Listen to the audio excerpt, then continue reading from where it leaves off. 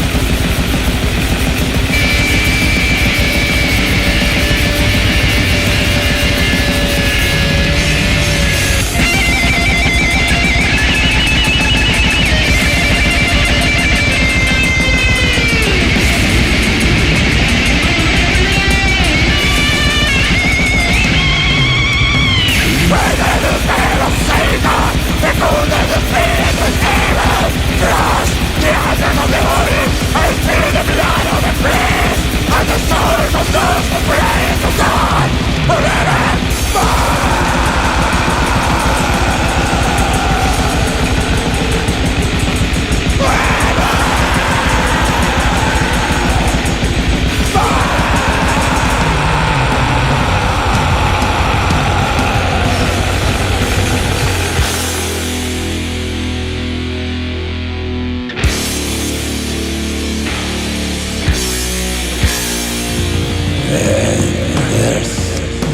written, demons march across the breadth of the earth and surrounded the camp of God's people. The city he chose. Then fire came down from heaven and devoured those who prayed to Yahweh.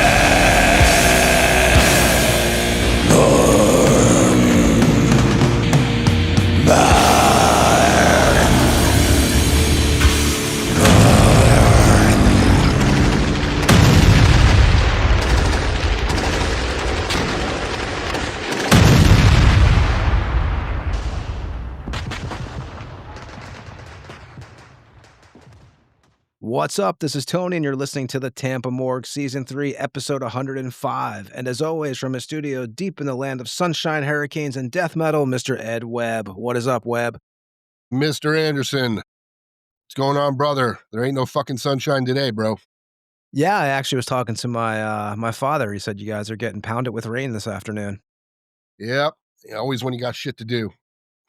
Here actually we have really nice weather this week, so I feel fortunate because last week was cold. This week has been really nice. I think this is probably, I'm guessing, the last week of summer, like the actual, decent weather where it doesn't, you're not waking up to the having to put on layers of clothes and shit. But yeah, we are back on the Tampa Morgue, episode 105. We opened up the show with Goat Semen, Prophets of Hell from the Fuck Christ EP that came out on July 26, 2024 on Hell's Headbangers. We'll be joined tonight with Erick from Goat Semen. He's also in Saram, or was in Saram, I should say.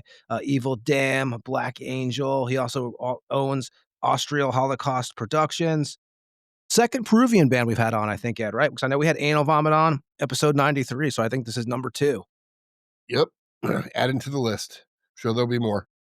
Yeah, we're just getting started here. I have a feeling it's gonna go a while this evening. So me and Ed, like always, will come back at the end and stuff. Ed, we got another email, so I have a new one to read on the show tonight.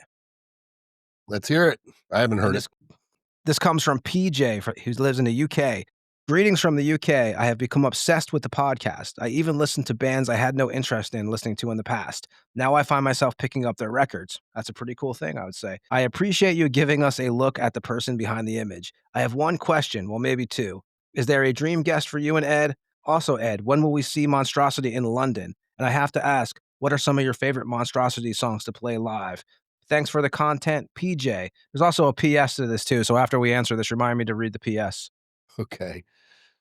So Ed, do the Monstrosity first, I guess. Yeah, question one, I do not know. We're working on a tour for next year. When the record comes out, we'll be in Europe.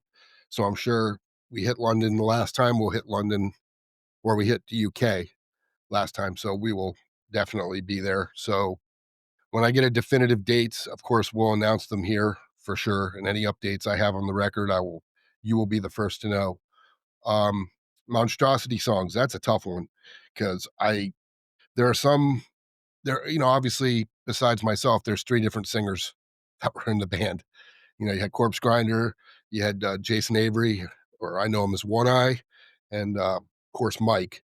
And I identify better with Mike because of his vocals. So Cosmic, Pandemia is a really killer song that we do live, but some of the older Corpse Grinder songs too. So it's really hard to pinpoint one good song because they all have some really killer stuff. And we're gonna mix it up too because with the new album coming out, of course, those will be probably some of my favorite songs, obviously, because I sang on them. So, but yeah, it's hard. It's hard to really pinpoint songs that you like because they're all different and they're all killer. Yeah, so it's real difficult. And actually, me and Ed did a live stream the other day just for a very short amount of time. But Ed, I mean, you did say that the new record is going to be released and it is going to be next year. Correct. Yep. It's the beginning when I say the beginning, the first couple months of 2026 for sure. It's there. I can't give a definitive date yet, but once I have it, you will know it for sure, 100%. And Ed, I'm going to add on to his question. What is the most challenging song that you guys do? Oh, one that we, wow. There's a lot of them. And I'll tell you one thing: people can say that sometimes when they hear music and it sounds easy, it's not. Some of Corpse Grinder stuff, he sings real fast. Like listen to him in Cannibal. He can rip lyrics. Same thing with Jason, and Mike was a little different. He didn't do it like that, but let's see, challenging songs. It would probably have to be. We were gonna do so when we toured Europe, we had planned to do Fatal Millennium, and yeah, that didn't happen because it's so fucking hard. It's just probably, Tux was the guitar player back then, and if anybody knew who Tux was, that guy is probably one of the most shredness guitar players I've ever seen, who looks like he's just sitting there, playing video games and reading a book. I mean, he's badass. And I would probably say, technical wise, that's probably the song, both vocally and the riffs in that song. Millennium was a hard record. If you listen to it, it's technical, super, super technical. So I would probably say that's probably one of the most technical songs that I've ever tried to do, just because of the vocal patterns and the way the riffs go. Now, do you want to do I'll answer it also, but do you want to mention your dream guests or the guests that you hope You to can have go on first. eventually? You can go first. I mean, we have the obvious ones like King Diamond. That's definitely, or Conrad, from Venom. Personally, me, Willie Roussel from Mutilation out of France, which I did interview him in the Rivet Rag back in like 2002, 2003. It's now that there's a couple of guys that I'm not even going to mention because we are actually working on getting them on here, and it is a process that we're going through. So it may happen, so that's a hard question. We've been asked that before too. This is not the first time we've been asked that. I don't know. If you would have asked me when we first started the show, I think I would have a different answer because we really didn't picture having some of the people we've had on already, like the Jeff Manises and guys like that. King And also Fowley's. King Fowley, and we've also incorporated actors onto the show. So, I mean, more towards, I do notice the trend of like October seems to be when we start bringing in some of the horror actors and stuff like that. So of course that's there's several, of those people that we would love to have on. Yeah, I mean, that's a hard question actually, because, there's a lot of people we want to talk to. The one thing I'll be honest though, when we look at our guests and who we're having on, Lord Sabathan was another guy I really want to have on who we had on, which I think is awesome. There's a lot of shows that have the same people on all the time. So we do kind of try to avoid that. We're not trying to have the same guests as everybody else. There's people that, we've been pretty fortunate. What's funny is, and Ed, we talk about this off the show, and I think we've mentioned it on the show before. It's weird for me because there's some people I would love to have on, like who wouldn't love to have Tom from Slayer on, right? Yeah, that was one of my all time, big catches right there. Tom Araya would be number one. Yeah, I mean, who doesn't want that? The problem is all those bands that were underground back in the 80s when we were growing up, the bands that kind of flew the flag for the underground and shows like this, well, they're not so easy to get on anymore. They go on the shit like Loudwire, they're all about views, and it's a whole different world now. Those bands that were for the underground, they're not always for the underground anymore, if that makes any sense. That's true. I mean, like even, I mean, in our world, in the death metal world, Terry Butler's elite. And, and I He's know a great guest. obviously there's, I have a little bit of weight with him, so it made it easier to get him on, obviously. And you do too. Plus, we've known him. Terry forever. That's what I'm saying. So, and there's some other people that we will get on that holds the same value. But yeah, Chris Reifert was awesome, right? That was a great. Yeah, and that your was friend, awesome. you were friends with him too. But yeah, for me, one will never happen because he's gone. You know, I would love to have interviewed Warrell Dane um, from Sanctuary and Nevermore because I think he and also the singer from Nothing Face. I mean, they were really killer, but obviously they're gone. And then my other one where we've already talked about him. Phil from Sacred Reich. So, but there's a lot of guys that we might be able to get on that I've grow up listening to that I thought were fucking awesome. And again, you said it. A lot of times we have to go through publicists and we can't get an ample amount of time to talk to people, kind of like the 30 minutes with Udo or the hour with Kyle from Ex Hoarder. And it just really made for not what we do because we have to, like we've talked about, if you get Blackie on for fucking 20 minutes, it would be awesome. Awesome. Would it? You know what I Yeah, mean? we could have had At this Blackie. point, I'll say it yeah, right here. We could have had Blackie Lawless on here. true. Just we had to jump through some hoops to do it, and it wasn't worth so much the time of that we would have with him, and we just weren't ready for the way we had to do it. We do our show a certain way, so that's yeah. I would love to talk to Blackie Lawless, because there's so many questions that people don't ask them from back in the day and stuff like that. Well, and So again, when there's a lot of people that we've talked to who don't do interviews, we're not trying to bring up stuff that they've done or rumors we've heard, and we're just going through their history. And they realize, and then sometimes when you pull shit out of your hat, that they're like, "Oh my god, I forgot about that." And how did you know that? That's when they start to loosen up, and that's when the interview takes a shift, and it then it starts to flow. Ed, we do tell them, I've mentioned this before on the show, we do say to them, hey, if you don't want to answer something, just don't answer it. We're not Absolutely, like, we yeah, don't we're force not gonna, anybody yeah, to yeah. say anything they don't want to, and we're not shit stirrers. We don't bring something up and put somebody on the spot to to make them uncomfortable or say something that they probably wouldn't have said if it wasn't asked. So I truly believe that the way we do things is just different. It just is. Like I always say, it's something you could listen to in 10 years or 15 years and still learn a lot and still be relevant, and that's, we're not just worried about the new record.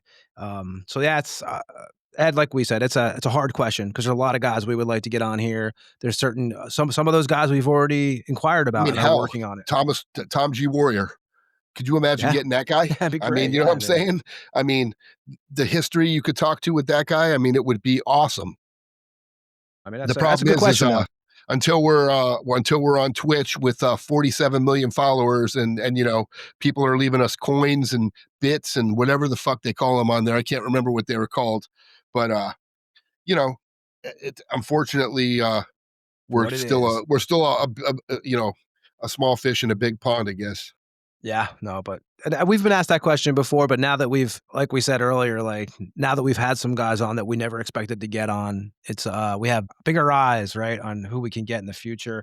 And there was a PS to that question, Ed. It was is there so this is I think this is kind of cool that they asked this actually because Ed knows I was right when we started doing this show, this is something I wanted to do.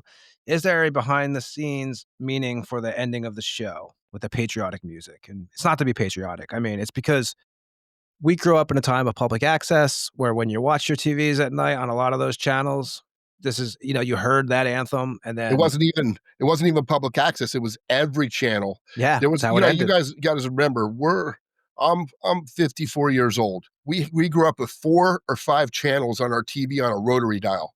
And weren't able to watch TV 24 hours a day like we are today. You had to go over there and hold the antenna for your dad while you were trying to get a reception to even watch the fucking TV. So Clothes hangers on the yeah, fucking man, it TV. was the most fucked up shit looking back. But um, like you were gonna say, when at midnight, I think it was when the last show ended, that's what you heard was the national anthem. And then it went into fucking rainbow stripes going across the TV with a boop, and that was it. And that's how TV ended. And there was a double meaning for me too, because I grew up as Ed, Poltergeist, Yep, 1982. When Carol absolutely. Ann's in the room and her parents are sleeping in the bed, and that's what you hear, that anthem before it does what Ed just did with his mouth, that sound. So it's one of those things, we always kind of, I would say there's definitely a double meaning. So I remember when we first started doing that, for me, it was a little bit of Poltergeist and a little bit of what we grew up on. So I want to thank PJ for writing us. And Ed, like we said, we're going to have a big show. We're going to come back at the end and speak to everybody. We have one of my buddies, Shatross, is going to hang out for just a couple minutes from Luctus, a Lithuanian black metal band. He's hanging around the house actually tonight in the studio. He's the guitar player for Luctus. So he's going to come on for a few minutes before we get Erick on from Goat Semen. So we're going to do what we've been doing probably the last couple weeks, right, Ed? We're going to play the promo for the Tampa Bay Museum of Metal. And then we're going to go through the musicians who passed away and the releases this week. And then we'll get Erick on from Goat Semen. And then me and Ed will end the show hanging out.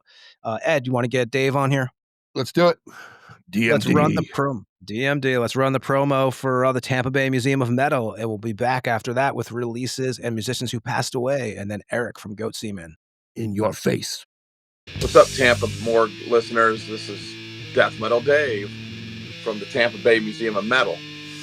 And I'd like to ask you to join us on February the 7th at Magnanimous Brewery, Seminole Heights, where we're going to have a killer display of Florida metal history. Backdrops, guitars, drums, clothing, you name it, we're going to have it. And it's pretty freaking cool, man. Come out and support the metal and drink our Tampa Bay Museum of Metal beer. And always listen to Tampa Morgue with Tony and Ed. Bitches. Death Metal Dave. In your face. That was Dave Allison, a.k.a. Death Metal Dave. For more information on the Tampa Bay Museum of Metal, you can visit www.tampabaymuseumofmetal.com. There you will find a shitload of Tampa Bay metal history that dates back to 1982 and takes you to the current day. You'll also find a bunch of Florida metal history on that page also, but definitely worth checking out. And as I always say before I read the next promo, which is a promo for our own show, I appreciate all the regular listeners sitting through it, as always. If you're new to the Tampa Morgue podcast, thanks for checking out the show. This is episode 105. Last week, we had Sergeant Salston on from Norway's Deathhammer. A week before that, we had Infernal on from Disaster, Moon Towers, Doom Cold Commando.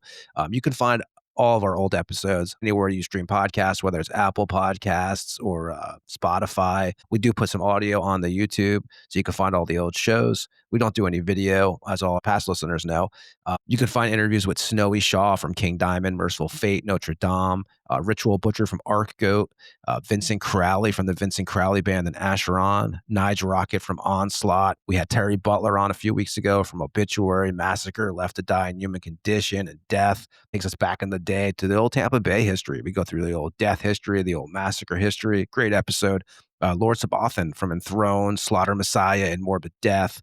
Crusher of Finland's Morgul. We had him on the show. Luis Ma from Hemorrhage was on here. Rob of Lucifericon, the Destroyer 666. Jeff Manis from Venom was on here for 5 hours. Takes you through the whole Venom history. We had Pat from Hell Witch. We also had interviews with Norway's Heimland and Knife. Blaine Cook from The Accused was on the show. Dave Austin from Nasty Savage. We've had Henry from God Dethroned. We had the guys from Morbid Saint on the show. Kyle Thomas from X-Hoarder. Dawn of the Dead from Nunslaughter. We had John Gallagher from Raven. We had Columbia's Witch Trap on the show. Carlos and Hugo. Just a shitload of old episodes. You can go back and find them all. Like I said, this is episode 105. So we've been doing this for a while. To keep up with current guests and information on the podcast itself, I definitely recommend you visiting the Instagram page because that's pretty much the most updated social media site we use. You can also go visit our Facebook page, but I definitely recommend the Instagram. I try to update it daily. Some days you slip, but that's pretty much the game plan. So yeah, we want to thank everybody who listens as always. And if you're a new listener, thank you for checking it out. And I'm going to do what we usually do on this show. We always pay respect to musicians who passed away. So I'm going to do that right now. And then we're going to talk about upcoming releases. And then we're going to get to some shows. I also have a buddy hanging out tonight in the studio, my buddy Shatross from Luctus out of Lithuania. They're a black metal band. They'll be over at Metal Threat. So we're going to catch up with him and, really fast and just find out what's up with Luctus. They got a new album coming out. So we're going to bullshit with him for a minute. But first, let me get to the musicians who passed away. Last couple of months, it's been active, unfortunately. You had Jorgen Barsch, from Bethlehem, Morbid Vision out of Germany, Deinonychus, German bassist, guitar player, and keyboardist, 62 years old. And anybody who hasn't checked out Bethlehem, a dark metal record from 94, the 96 album, Definitely recommended. Nisa Carlin, vocalist, guitarist, bassist from Sacramentum, Tumulus, 50 years old. Yeah, Sacramentum dates back to like 90. Started using the name in 92, but the history goes back to 90. Also did guitars for Lord Belial out of Sweden live. Um, Andre Robertson, a vocalist from New Mexico. He played with Defleshment, Diminished Existence, Impaled Offering, and Left to Rot. Josh Moose Archer, 30-year-old drummer out of the UK, played with Eminent Terror. He passed away. Danny Kenyon, a U.S. guitarist, vocalist from Dreadnought, Indestroy, Life Beyond, 1000 Vision Mist, Thrash Flood, Vortex of Insanity. He also passed away. Now I'm going to mention upcoming releases, and then we're going to talk for a minute or two with Shatras, and me and Ed are going to go over upcoming shows. Upcoming releases: Violence, out of Portuguese death thrash metal band. Violent Obliteration is the name of this one, on Salvageira Records out of Portugal. Violent Obliteration will be out on September 1st. Negative Bliss from New Jersey, a sludge new metal band. Wicked Game EP is the name of this. Self-released. Negative Bliss formed in 2023, put out an EP in 2024 titled Everything Hurts and I'm Dying. Wicked Game will have 2 tracks. That's out September 4th. Nailed to Obscurity, the German melodic doom death metal band, Generation of the Void on Nuclear Blast Records. Nailed to Obscurity formed in 2005, put out the band's first offering in 2005, a 6-song demo titled Our Darkness. They also put out full lengths. They put out Abyss in 2007, OPEG in 2013, King Delusion in 2017, and Black Forest in 2019. Generation of the Void is out September 5th on Nuclear Blast. Staying on the topic of Void, Tragedy of Sun. Prophets of the Void is the name of this one, on Inverse Records out of Finland. Tragedy of Sun formed in 2017. Debut release was a self-titled EP in 2019. Also an EP in 2001 they released, and a full-length titled Throne of Desolation in 2023. Prophets of the Void comes out on Inverse Records September 5th. Condition Critical, New Jersey thrash metal band. Degeneration Chamber is the name of this release. It's self-released. They put out a video for this, Post-Mortal Simulation, 2 weeks ago, I believe it was. Condition Critical formed in 2010. First release was a 2011 demo titled Bred to Kill. This will be the band's 3rd full-length and a follow-up to 2016's Extermination Plan. Band features members past and present of Grim Legion, Chaos Sanctuary, Lynch King. It actually has Ryan Taylor is in the band. Ed, as you know, Ryan was also in Malevolent Creation, Solstice, Body Blow. And Ed, we have played with Ryan several times, actually. As you know, we played with him with Solstice, Thrash to Die, and we played with Condition Critical in Miami in 2016 when we were doing shows with our band Flesh Reaper. We played at the venue called The Cave. Apocalyptic Society, Instinctual Self-Slaughter is the name of this one. It's self-released. The band is out of Harrisburg, PA. It's a death metal band. Apocalyptic Society formed in 2015. First release was an EP titled For the Tormented in 2018. This will be the debut full-length, and it is also out on September 5th. Just a few more here. Electrocutioner, thrash metal band out of Long Island. Harbinger is the name of this one, coming out on CD and Records out of Canada. Band formed in 2020. Debut release was an EP in 2021 titled 48 Hours Till Termination. In total, Executioner has released 2 EPs, a demo, a comp, and Harbinger will be the band's 2nd full-length. It'll also be available September 5th. And Delental Shadows, the Australian black metal band, has a release coming out, the full-length called Wretch. Northern Silence Productions out of Germany is who's putting it out. Pestilential Shadows formed in 2003, put out a demo in 2003. This will be the band's 8th full-length and a follow-up to 2024's Devil's Hammer. The band features members past and present of Ravenous Dusk, Drowning the Light, Burden Man, Bastardizer, and Thraxis. So that's coming out on September 5th. There's also releases coming out from Dark Angel and the Rods that same day, but we'll mention those next week. Thanks to everybody who sends those in to us. We really appreciate it. Okay, Ed, let's talk about some shows coming up before we get to Erick from Goat Semen. I'm going to go first. Also, I have hanging out with me in the studio, I have Shatras from the Lithuanian black metal band Luctus. How you doing there, Shatras? Yeah, good, fine. We've had a few beers, but we are here to announce the shows with Mr. Ed. So I'm going to start first, man. I'm going to mention the Tampa Death Fest 7 that's coming up September 5th and 6th. The show starts at 4:30 each day. The doors are at 3:30 on both days. $25 at the door, $20 in advance. Some of the bands playing: Diabolic, MRSA, Fathom, Precipice, Eternal Culling, A Burning Rose, Corrupted Saint will be playing, Repulsive Visions out of the UK. There's a shitload of other bands playing too, Ed. Freshly Carved Face, Pontifax, Fupa Goddess. That's going to be at the Brass Mug in Tampa. Also, I do want to mention before, Ed, I know you have a few shows we're going to mention too. I do want to talk to Shatras for a second because I know Luctus is playing in Germany this weekend. Now we had Dovidus from Luctus. Ed, what was it, about a year and a half ago we had him on here? Probably at this point. Now it all becomes yesterday, 2 months ago. Yeah, it's been a while. Yeah, it all runs together. Definitely last year. Yeah. Yeah, so we had him on from Luctus and Crypts of Despair.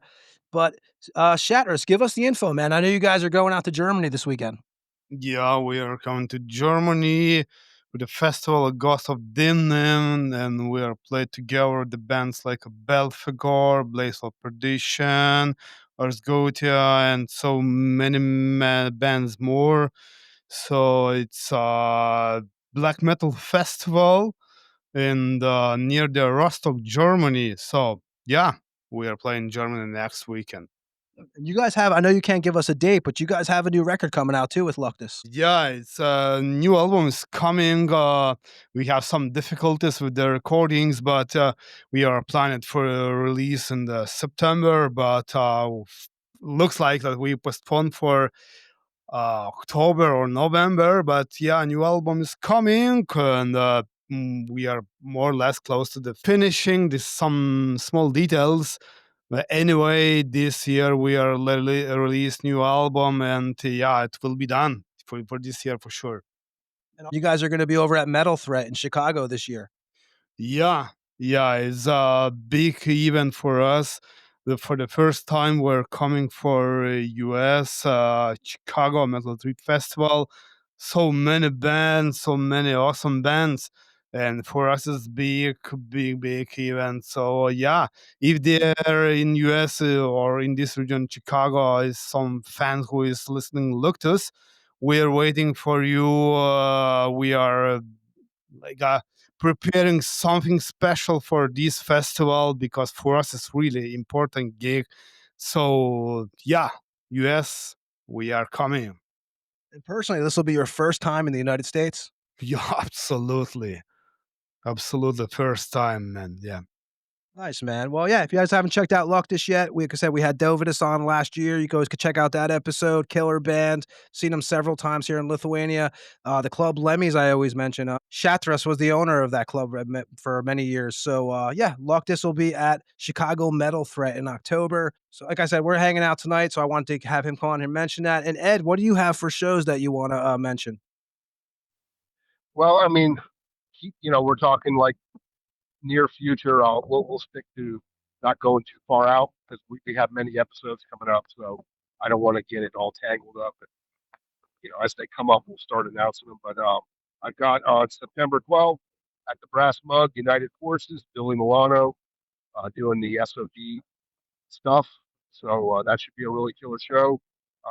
I saw that there were some bands listed, but I can't read the logos. I think Three Knuckles Deep was one of them. You know how they got that crazy ass logo. So I think the other Verlitz show is is, playing too, actually, when I was checking. yeah, maybe that was the other one. September 16th at the Orpheum. Dark Angel, we've already mentioned the show a bunch of times, but Dark Angel, Sacred Reich, Void, and Hyrax. So that should be a killer show. It's no secret that I'm a Sacred Reich fan, so I will be at that show for sure. Cool, man. Shatras, I want to thank you for stopping by and hanging out, man, in the studio. Yeah, it's fucking great. Yeah, man. Cheers, Eric. Yeah. So everybody, we have Erick coming on from Goat Semen. We're actually going to play a track from his other band, Evil Damn, here. We're going to play The Curse from the Necronomicon record that came out on Hell's Headbangers, October 29th, 2021. And yeah, we'll be back on the Tampa Morgue with Erick from Goat Semen after this track from Evil Damn.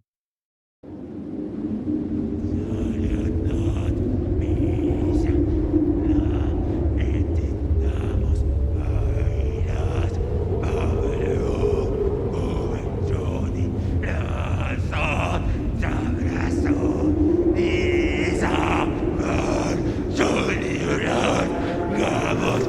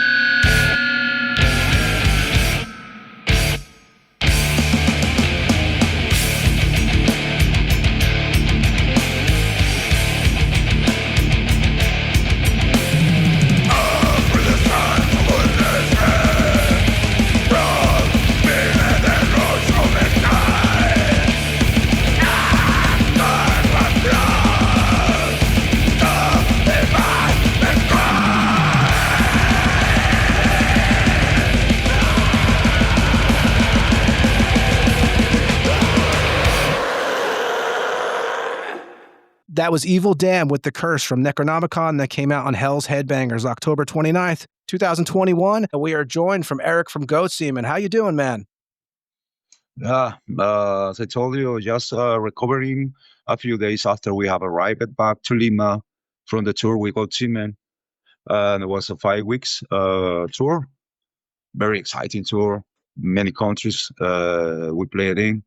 And,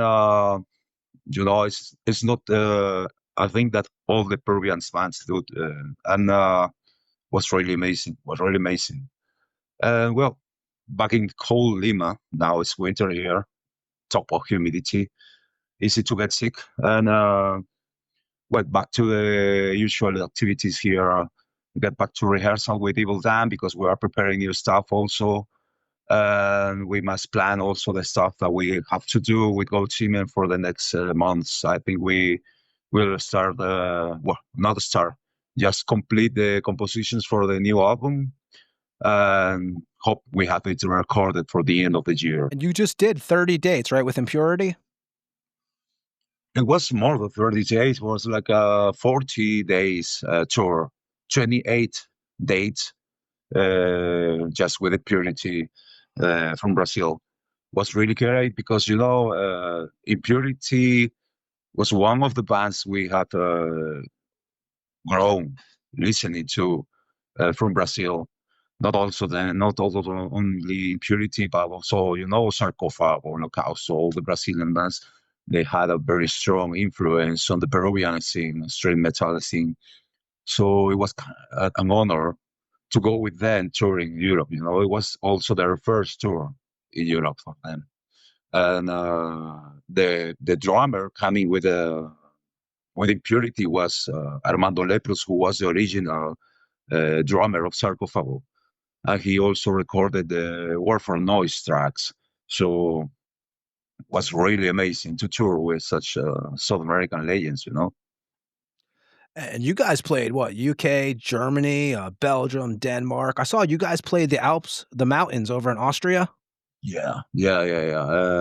UK, Poland, Czechia, Slovakia, Croatia, Italy, northern Italy. We were also Netherlands, Denmark, Sweden. I think I'm not skipping any country. And yeah, Austria was really amazing. I noticed about this festival. We are very much into internet all this time now. So I saw this House of the Holy Festival in the Austrian Alps, where Beheaded, one of my favorite bands of all the times, also played last year. And I was surprised when the booking agency told us that this festival was interested to have Goat Semen and Impurity in this year. Well, it was really exciting to see this because I just only saw pictures of that festival. Juha from Witchcraft from Finland, who is now also playing guitars in Beheaded, told me in few words that's very, very mystic experience. Told me that was really amazing, that festival, because it was in the middle of the mountains. It was kind of hub where we played, and everything was very obscure. You only had the lights of the hub, and everything was kind of carefully, they took care of every detail. These accesses tickets you usually have. The passes, the The laminates. passes were forgetting metal, brother. Something that we didn't see here. It was kind of metal for us. But well, it was amazing. We played on Thursday. Well, 3 days festival. We played on Thursday, and we were kind of headliners of that night with Bestial Rights from Poland also, and the crowd was wild. Really, there were, maybe, if I'm not wrong, maybe, I don't know, 700, 800 people in front of us. It was really a really mystic experience. The goats are around. There were bones everywhere. really amazing experience. I'm not going to say that the rest of the tour was not good, but this was different in many ways. We enjoyed it very much, the House of the Holy.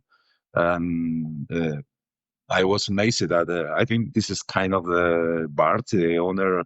I met there to Christoph de Serna, who is also a metal photographer. The guy is from Panama. Happened to meet him in 2015 when we went to Helsinki for the very first time. But in this decade, he has grown a lot, like a photographer. Has been covering many string festivals, gigs, and everything. And I met him there again. He told me that this is kind of a personal selection of the owner of the festival, of the organizer, the main organizer of the festival, and was amazed to see that it was Semen, and he was very much into this kind of string South American sound also. So for me, Ho Chi Minh is still an underground band, and sometimes I get amazed at how the band was known there. That's awesome. You guys also, I saw you visited Michael Denner's beat pop shop. Yeah. I didn't know that he had his own vinyl shop, metal shop, music shop. The tour manager, the driver, told us that Michael Denner has his own record shop there in Denmark. So it was mandatory to visit it.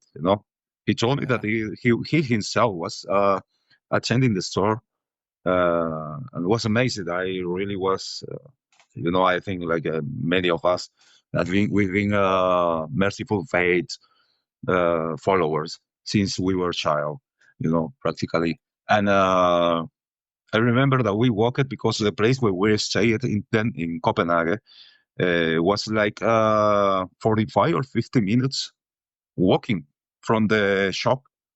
So we just walking and just, sightseeing, watching all the, we like very much the architecture. Everything is different. Denmark, Copenhagen is totally different than Lima. It's like another planet for us. So we spent the time just watching shops and everything. But it was amazing when I arrived to the Big Bob record shop to open the door and see in front of me to Michael Denner. It's something that in Peru never happened. I don't know if King Diamond or Merciful Fate ever will happen to come to Lima, but for us was amazing. That's awesome. That's great. And how we always start the show, Eric, is we want to talk about we start from the beginning basically. And I know you're born in Lima, Peru in 76. Yeah. Were you a kid who was grew up around music with your family? Oh, it's music. Yeah. My father had a small record collection, There had been always some economic problems, issues during the 70s, the 80s. My parents came from the north of Peru to Lima in the 60s. They established it there. They formed a family. I am the last son of the family. And my father used to like very much music also. He was very much into, it's more tropical kind of stuff, some more kind of music that you listen in the north of Peru or the south of Ecuador. But was more like folklorical stuff. Always listening to this, but I think I feel lucky. I think like the rest of my generation that I was a teenager during the 80s, and we had in Peru there was still rock radio stations. Maybe not like in the United States or Europe, which they have heavy metal radio stations or programs. It was very, very hard to have heavy metal played in Peru, but there were, during mid 80s, there was kind of rock stations you could listen to, maybe Queen or the Police or the Clash or something like that. But then, when I was at the school, there were some guys who were into AC/DC or Iron Maiden, So I started to pick up to get to listen to AC/DC, and then the as the time goes by, I started to look for something harder, faster, stronger, even more obscure. Then came at the same time, for example, Black Sabbath. I listened to Nazareth, or I don't know, Vanadium. It was a time of tape trading, and here in Peru there has been always very, very few small heavy metal scene. The mid '80s there was, for a city which is now like 11 million, we have only maybe 500 people who listen to proper heavy metal or string metal now. But back then it was harder. Do you remember the first record you actually purchased? And did you guys have a lot of record stores by you? A friend of mine, I don't know where did he get the LP from. There were two actually. One was the Led Zeppelin one, and the other was If You Want Blood, You Got It from AC/DC. Those were my two first vinyls. Uh, ah, but maybe the first one I got was one from a compilation LP of rock bands, which was in a kind of promotion in a laundry shop in Lima. It was when I was like maybe 8 or 7 years. I like it very much. The video of Mr. Roboto by Styx Yeah. was very, very, very awesome. I like it very much, the video. And I asked my mother to, I want that. And I saw that it is promotion without. And I think that was my very, very first vinyl. But well, it was when I was a kid. But by the first records I got properly were this secondhand Led Zeppelin one, and If You Want Blood, You Got It from AC/DC. AC/DC is one of my favorite bands of all the time, my favorite bands of all the times. But I think like most of the Peruvian people back then, it was very hard to get proper original records. We mostly had bootleg copies of original ones,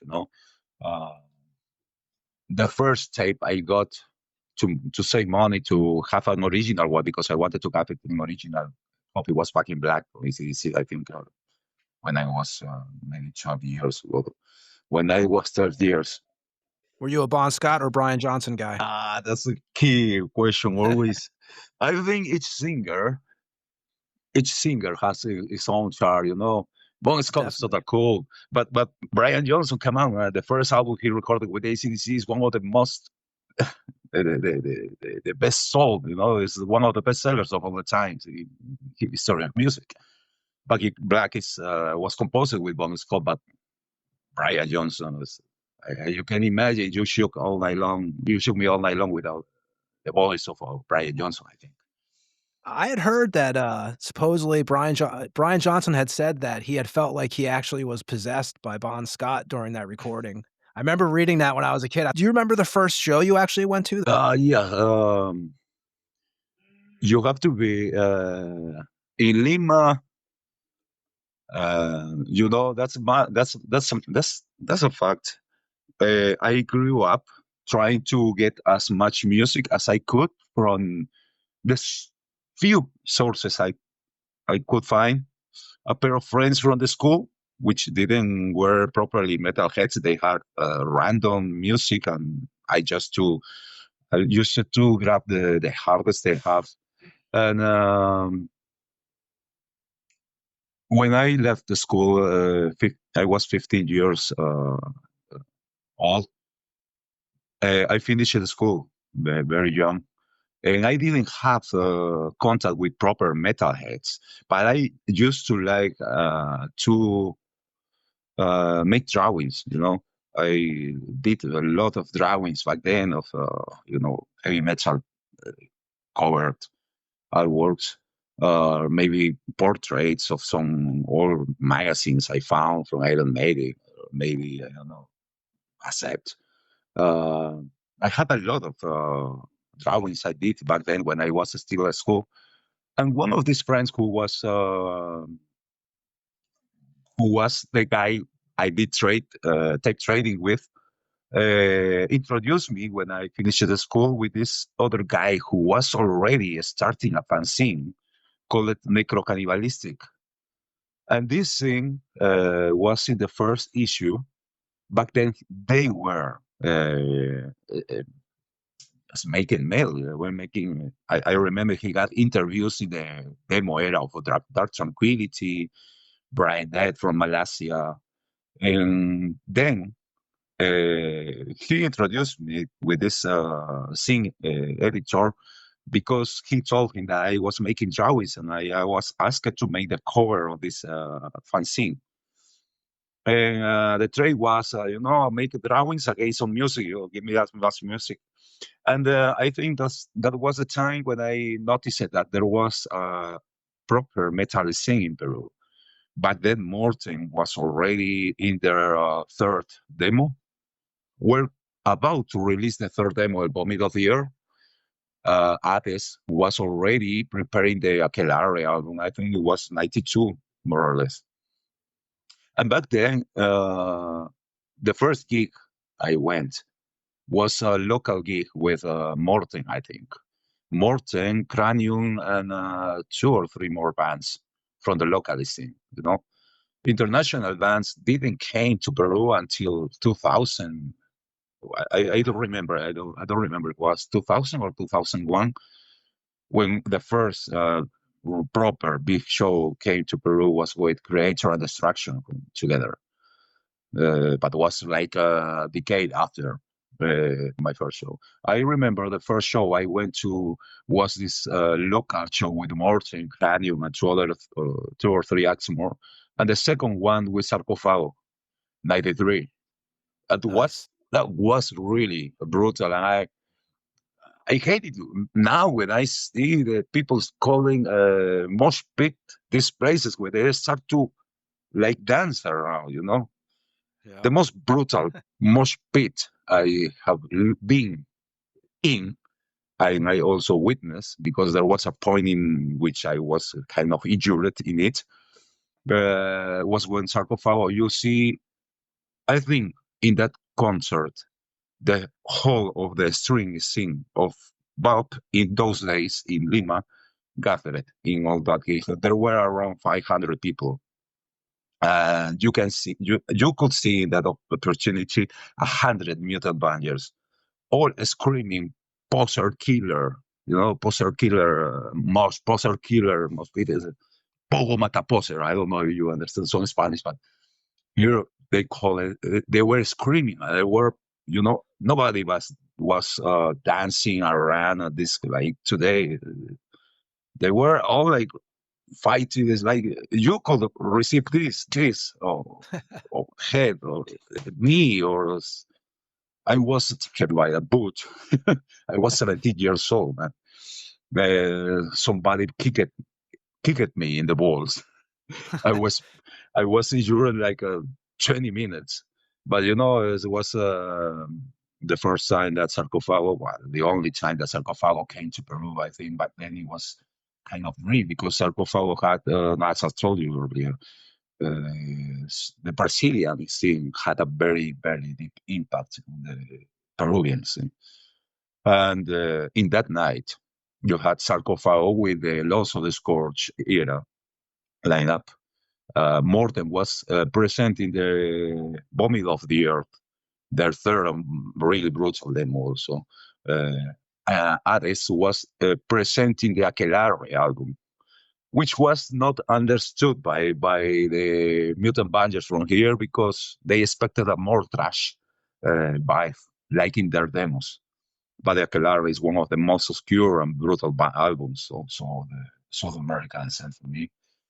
I enjoyed it. I was more into that kind of sound, and it was a pity because Massacre from Colombia should have come to that festival, but they did not appear. I don't know. I've toured with Massacre, but I have never had it clear why they didn't come, because you had Sarcophago, Morten, Hades, Torturer from Chile also came to this festival.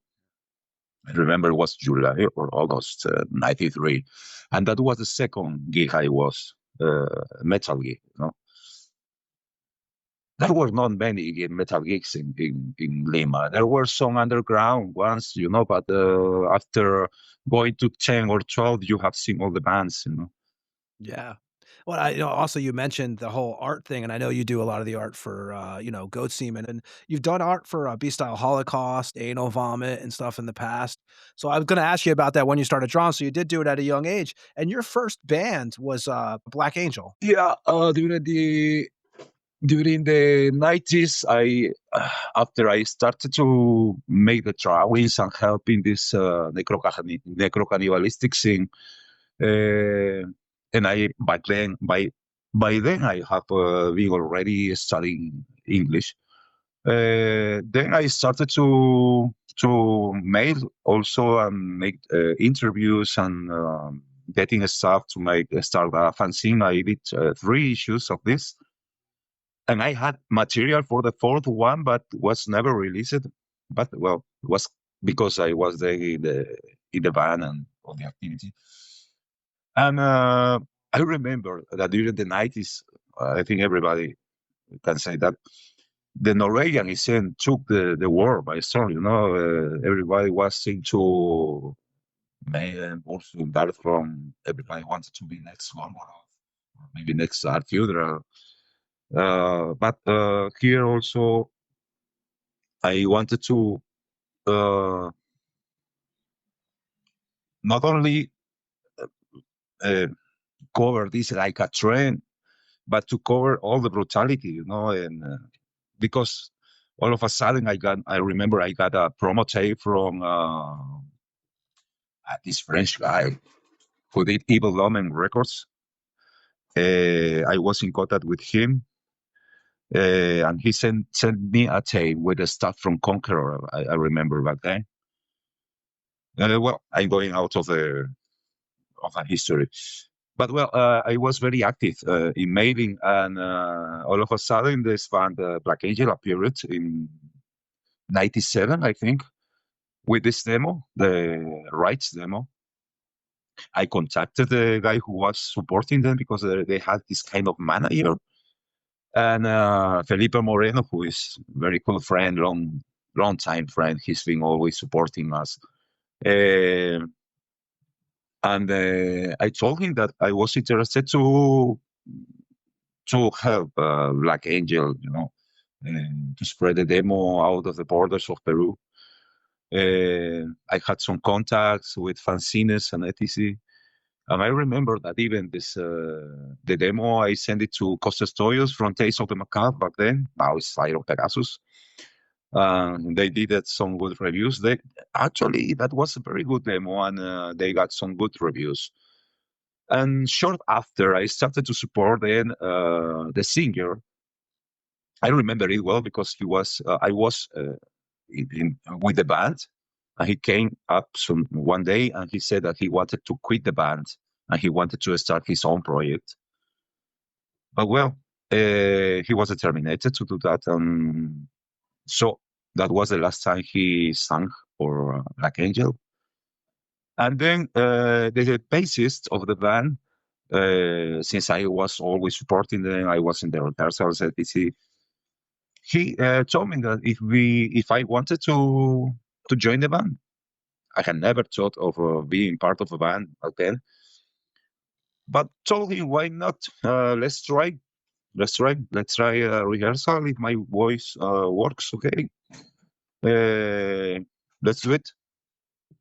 I was more or less it was 98, and I went to a rehearsal, tried 2 vocals, and my vocals trying to be very loud. Just that practically that was the beginning of everything, you know. Was 98. The first time you ever were on stage was with Black Angel? The first show was not in Lima, was in Arequipa, the south of Peru. 17 hours at the south by bus. Was really killer because, you know, there were problems with the vocalist, and later the drummer also left the band. So the lineup back then was Hector in the bass guitar, The guitars were with Eduardo Mecos Locos. We used to say, told him Mecos Locos was, who later was also playing guitars in Semen. And the drums, we had the support of Tonin, the Destructor, who was drummer of Hades, and then he was also playing the drums in Anal Vomit. And it was me in vocals. I remember it was a very good crowd. Also, there were around 200 people, or maybe a little more, a little less. But it was really a good gig. Were you nervous? Not so much, because I got I more mentalized it like well, I wanna feel like it's a rehearsal, and just a bit. I think there is a video about that. I don't know who the hell has that video. But what was cool? What's cool because Tony has been always a good friend of mine, and he kind of baptized me. This is your first time on the stage, the first time you sing in front of the people, and I give you all my blessings. Like the satanic blessings, something like that. He's crazy, And we drank a little, and I think that helped a lot. Very cool guy. He's now on tour with Morbo Satan, his other band. And how long? And 2000 is when you leave, right? Because you formed. Why did you leave? And I think it was the first day of the year in 2000 that you formed Goat Semen. Yeah. It was curious because we had we didn't play it so much with in 2 years in Lima, not many chances to play. We played in a gig in Huancayo, which is a city at the highlands of Peru, with Black Angel in September, I remember.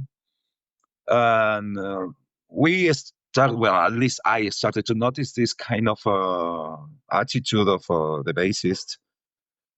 He was more like Black Angel is my band, and certain attitudes I didn't like. So I started to have this kind of distance with the band, basically with the bassist. He has this kind of attitude. And then we had this last gig. I remember I myself organized this gig with it was a farewell gig for Morten, because the brothers, Saram brothers, were going to move to the United States, where they are living now there. And we played that gig in December 1999. And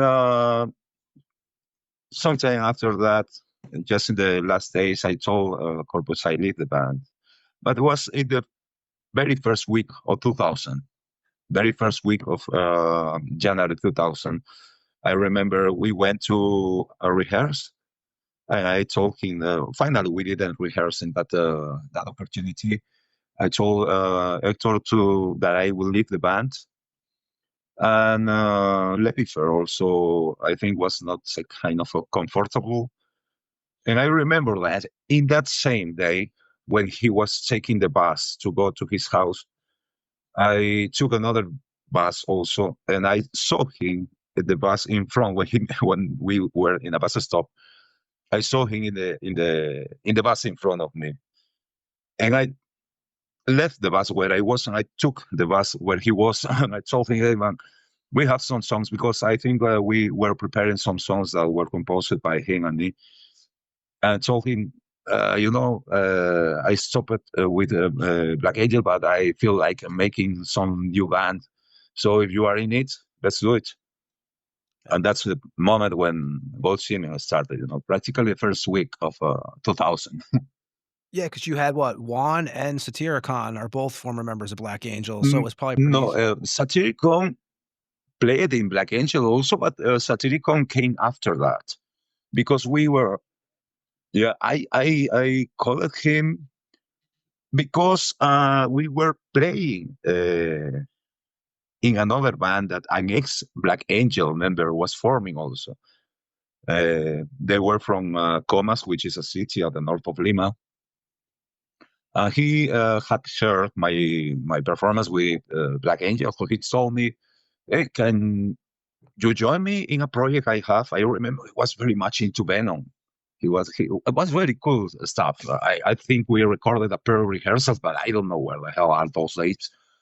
And he called it Satyricon for the drums, who was performing in Parliament, another band back then, and called me to make vocals. He planned to play the guitars and record the bass also. But there were only 4 or 5 rehearsals, I think. But since then, I was in contact also more frequently with Satyricon. So when we formed Gold Semen, I remember we called it Levifer called it a first drummer who was from another band called Agresión Extrema. But what we wanted to do was faster than something that had been done in Peru. I remember well that when we introduced it to him, Word for Noise, and we asked the drums to be played such a fast, he said, it was kind of, he used to get tired very easily with a kind of fast stuff we wanted him to play, But I remember that the Satyricon could play that fast. I remember after watching that this new drummer that Levifer called it could not reach the level of speed we wanted. I went and found Satyricon, and he immediately told me, "It's for a band, isn't it?" Yes, it's for a band. We are forming with Levifer, another guy who is a very good guitarist too. And well, that was the lineup. That's I think he joined the band more or less in January, February, March 2000. I call it Satyricon, and we immediately started to prepare the songs. I think in 2 months we composed more songs, and we got them recorded with a journalist tape recorder. I put it in the middle of the rehearsal room. Since I was still in contact with many contacts from the times I did the scene, I started to spread the tape, just like a rehearsal. No covers, no titles, nothing, just a rehearsal. Is that And the that's how the story 2005, started. the 5-track rehearsal tape you guys put out? Yes. Yeah. The South American Terrorist Black Death Destruction rehearsal tape? Yeah, Levifer wanted a cover for it, and started to sell it like a promo or demo rehearsal. I just spread it random tapes, If we went to rehearsal on Thursday, I sent packages on Wednesday and just put random rehearsals from different rehearsals, There was this guy from Perversion from Detroit in USA, Fernando, who is Venezuelan. He's been very much time in chip trading, and once he brought to me a CDR. So I have 2 recordings of this. He managed to get 2 rehearsals recorded for that era, and they're different. And again, I got lost in somewhere. I don't know what it is. But there were random rehearsals, I sent originally.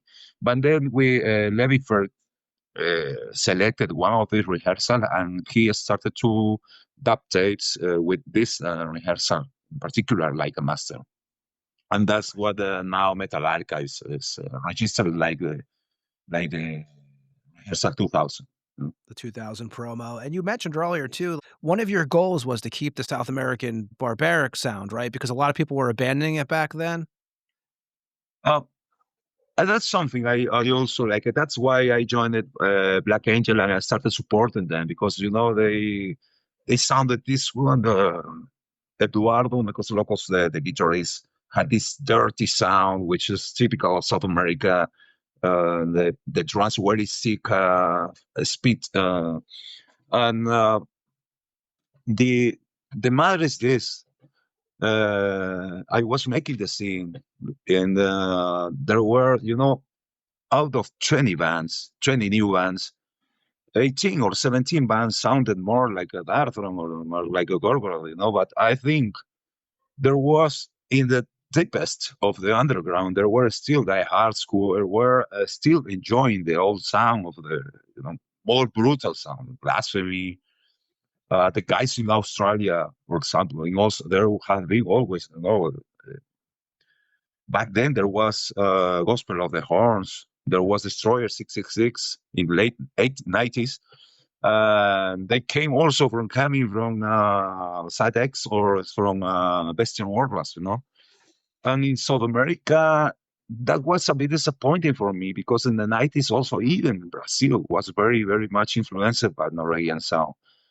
But the 80s golden era bands were kind of sleeping, I think, I don't remember now if Sarcophagus was quiet, were more into, computer drummers.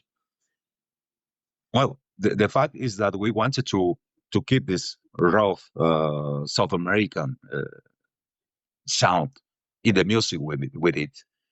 And that's why even one of the more trashing, brutal songs we have in the demo, we call it Warfare Noise because, as I told you, underlying very much that Warfare Noise was the kind of compilation. In Peru, if you have not heard Warfare Noise or the Inris LP, don't call yourself metalhead, it's kind of low. Where did you pull that intro from on that song? That siren, was that from like the sound effect you use on that tune? The Warfare Noise at the beginning of the song. Yes. It was taken from a movie. I remember it. I don't know. Remember this in the Spanish is Tras la línea roja. It was a war movie. I remember there was a. When I started the band and composing the songs, I always had that in mind and everything. And I watched it or I had opportunity to see. There was always. I was always aware of everything, that I can use this for a intro or something. And I used to have this, to see this kind of war movie behind the red line. I don't remember. I don't remember the name of this film in this movie in English. But there was this scene where there is the airplanes that leave the bombs fall over an island. I don't remember. And everything starts to explode. And also the sirens is from another source, it's kind of, because it's like a blitzkrieg or something like that. Well, I think it's not hard to make that kind of intros. And you mentioned a zine. What was the name of your zine? Temple of the Damned. Okay, there you go. I remember I saw the SI song, Carnage in the Temple of the Damned from that. I took it from that. And also the first logo you guys are using, you design all that stuff, right? You've pretty much designed everything for the band, like the logo on the early demo and stuff. And furthermore, also the inspiration for the band is what? Death, life, darkness, obviously Satanism, and also literature, right? You all into one? Yeah, and also, we wanted it in a way extreme. Once again, the Brazilian bands, this kind of limitation for the language, make it more rough, some more basic key words to make the phrases, So we wanted to keep this, as I told you, well, the basic idea was to keep this kind of raw music or the raw lyrics, brutal in the face stuff. And also the image and the scene,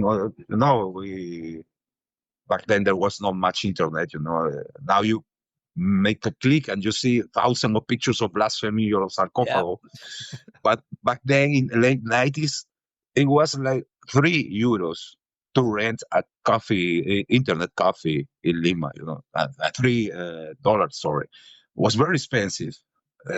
So I only had in mind the pictures I saw in scenes from Impale Nazarene, from Behest, early Hellhammer. That was I got. And of course, you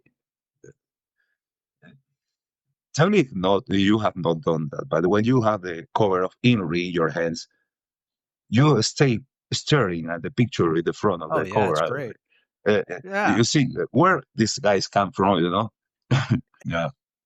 So we wanted to keep that, wanted to keep that tradition in a world infested by clones of Gorgoroth. Back then, in 2000, there were only Conqueror, I remember, in Canada, and later Revenge. There were the Australian bands, Gospel of the Horror Destroyer 666. There were few bands who wanted to make it the brutal way, you know.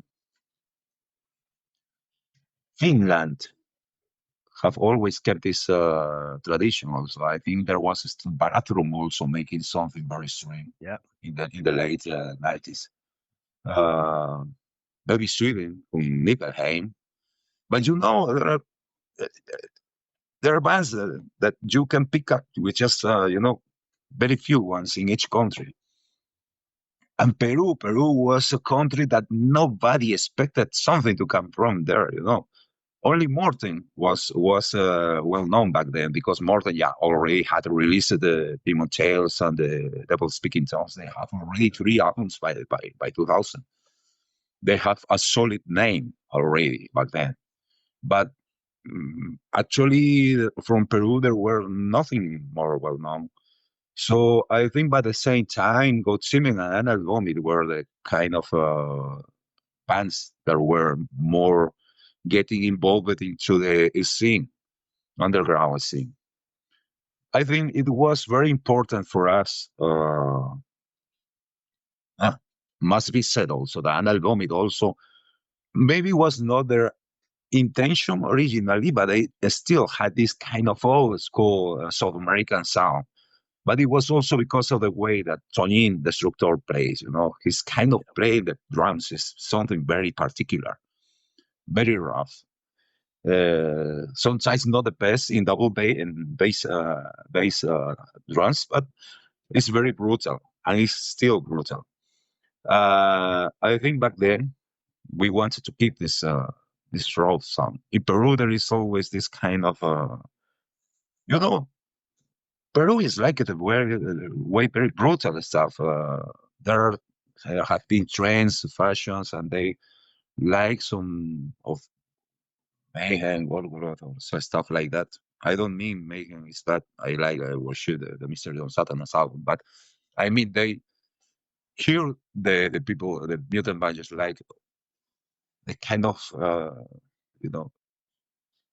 when they make a band here, even those from the underground. There were no trends with it. I think there is always this constant competition to see which fan is more brutal, you know. I think that's a particular thing in Peru, because as I have always said, you listen to Morten, to listen to Anal Vomit, you listen to Black Angel, you listen to Cranium, you listen to Godzilla. They all sound different, but they still sound brutal. And there are still bands appearing in Peru like this, even if they are trashy, but they are death metal. They are always trying to make it brutal, not so fashion, trendy sounding, you know. That's something I think is healthy. Is that what when you kind of do that name to it, you obviously, you use the name Goat Semen. It's kind of like the procreation of evil, right? It relates to that. And also, you're obviously some of those bands back then, they have those kind of titles. When you chose that name, was there any other names you guys were throwing around, or was Goat Semen pretty much the first choice? Yeah. As I mentioned it before, I am a huge Beheaded fan. And as I told you, the idea was to make something very brutal, very raw, disgusting. So I wanted the band to have something very slide in the face with the name, the Blasphemous. So I was into the head, and I always liked this God Bulba. It sounds also very disgusting, The God Bulba, the project of Holocausto. So when I had the chance to choose the name, I told Levifer, I would like to have the name the band Goat Semen. I always like to make things shorter and more fashionable. He said, but what about Evocated God? It sounds too long to pronounce Goat Semen, more in the face. Sticks it's with disgusting. You too. And it's disgusting. Yeah, you remember it. And it's disgusting, I think. Yeah, most people, and even in Peru, there have not been And there were enough angels around, Black Angel, no, Death back then Angel, there were Morbid Angel. the Yeah, Morbid you got the Angel, whole. You got the whole enough list. of angels, We need more Were you a ghosts. fan of any of the? Were you a fan of any of the Tampa or Florida bands growing up? I must say that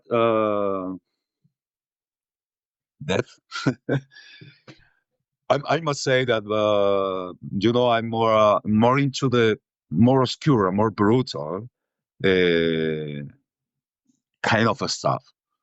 I respect very much the bands from there. Maybe Black Witchery. Black Witchery is from Florida. No? Yeah, from Florida. Yep. I remember that we also made some trades with Impurate back then in the days. Also, You guys played with them too, didn't you? You guys played with them later on in your careers. When we played in Houston, when we played in Houston, that the one Destroying only Texas Fest. Yeah, Destroying Texas Fest. Very cool guys. What was the first Goat Semen song ever written? Goat Semen, the song Goat Semen. There you go. It's easy enough. It's very primitive, very primitive as a. It's easy. 3 or 4 reaching, nothing else. But that's what I mean. Where are you guys rehearsing at?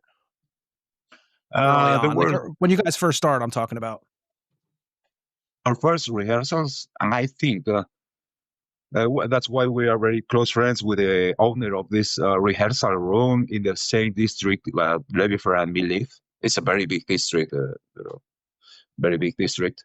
It's one called El Sótano. And it works, it has the same time that Goat Semen, I think, it started also late 99 or early 2000. And it was the closest rehearsal room, not expensive, with equipment. So I started to rehearse there. Back then also there was it was very hard to get proper professional instruments or proper heads and amplifiers, And this studio had them. So we started to rehearse there. We had been rehearsing there for all these years. I had a rehearsal room also, but I had to move and I could not keep on having the equipment now. But still, we rehearse at that place. That's all. When do you decide to start the label up too? Because you have Austral Holocaust Productions, which is your label, and I think the first release you guys did was actually, you mentioned Hades from Peru. That was actually what Damnation from the Past was the first release you guys put out. Yeah, was 2000. 2001. 2001. I wanted to make a reissue of the Aquelarre album. I wanted it to be the first release of my label. But when I went, and I wanted to make it all the best way, with all the parts involved, to be okay with the project. So I went to Brutal Records, which is a guy who is now just selling from South America. He's not in metal. But when I asked him if he could give me the license for make a reissue of the Aquelarre album, he just told me, give me $1,000 and take all that shit away from me. $10,000, brother. And come on, it was I had only 30 soles in my pocket. I think. I was planning more into making a short rant of the first reissue and give him some copies. I don't know, to deal something. But that was an absolute no. It was impossible to gather that money or get close to any kind of deal with him. No, impossible. So I talked with John Captcha, who were the rights of Hades. And I told him, because the Altar of Sacrifice, Guerreros de la Muerte, and Hades Attack, the 3 first demo tapes are also classics. That era was more death thrash metal, very rough death thrash metal band. I asked him if he could give me the rights to make a reissue of those demos. And he had doubts about that. He said, well, who wants to release that shit?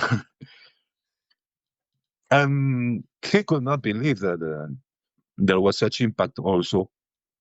And even back then, it was still expensive to get proper pro CDs. You know, let's say if there is a CD back then that costed like $10 or $12, there were places in here they ripped CDRs for maybe $1 each, or maybe for $1 you could get two CDs ripped. You know, so it was a risk for everybody. Anyway, we dealt that with Young Captcha, and he gave me the permission. I released that, and what's really like an archaeological work to find the proper, because John didn't have masters of that. I have to go after friends who had also very proper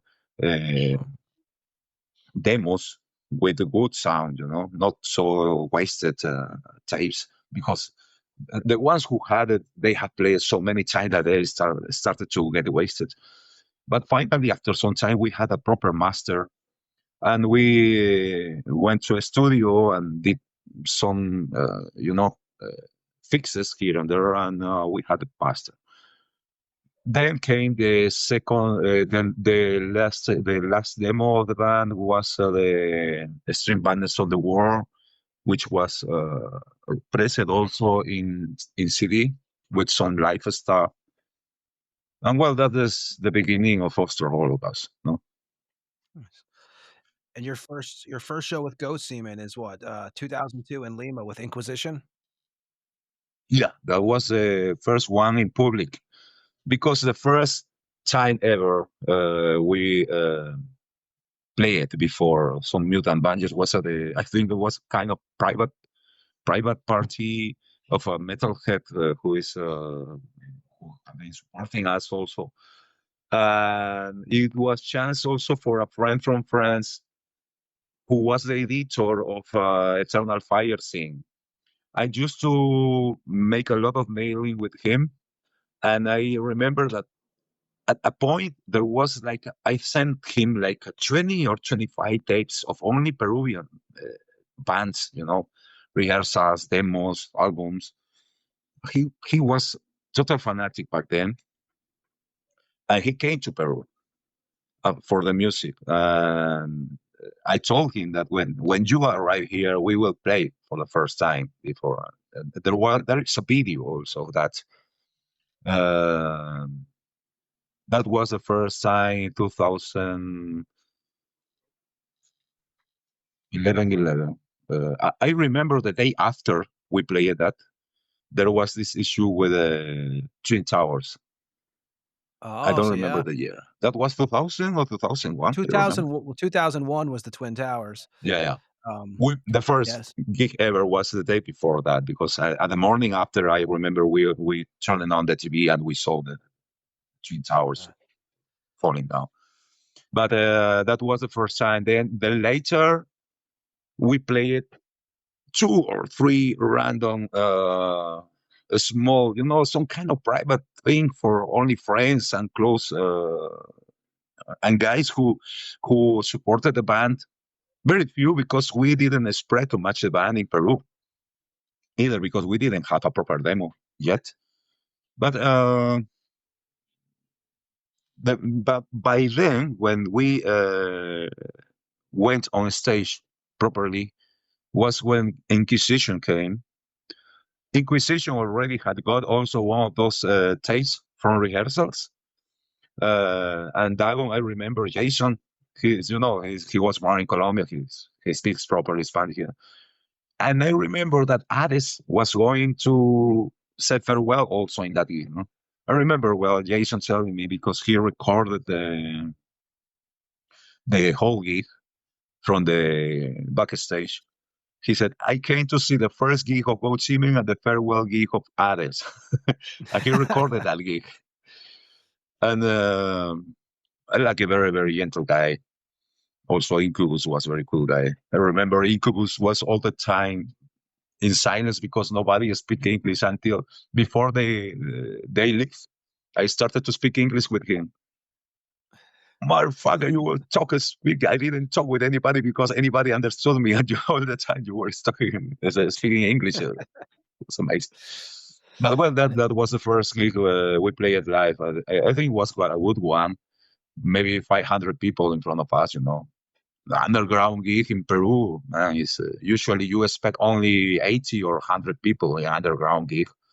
It was the first time this musician came, and there was I remember in the Majestic Throne of Satan album released a short ago. I remember JB from it was another label that released. It was very underground label that came with Inquisition then, or Outward or something. I don't remember, but he came also to that gig. I have to ask you too, and Ed, maybe you can help me with this. Is South America, is that the craziest crowds you've played in front of? There is it is always I think I think this the South American crowd is don't see bands so frequently. That's why the bands that came here, they see the enthusiasm. It's a boiling enthusiasm. They get into the mosh pit, and there is sometimes I sing, for example, not only in Peru, and I was getting used to that in Peru, in Ecuador, and in Colombia. The mosh pit, the violence in the crowd when we play it, reached to a point in which some guys started to get injured. There were blood. There were guys who got into fights because it was so violent that they started to pray that that thin line between being the mosh pit and start a fight. I remember to see sometimes people fighting because they were so brutal mosh pit and resulted in a fight after all. And but yeah, it's hard also to move the European crowd, for example. But I think their reaction also to go Semen when we play, and I think that's a result also because I see the people react when their thing is so violent, so straight in the face.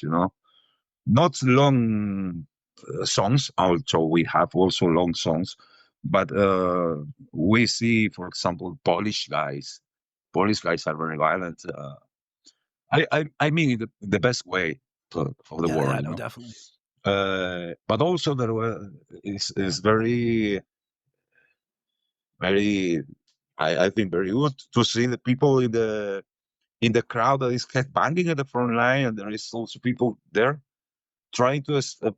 Sometimes in Europe it looks like sometimes it's like a bit slow, but suddenly it starts to explode.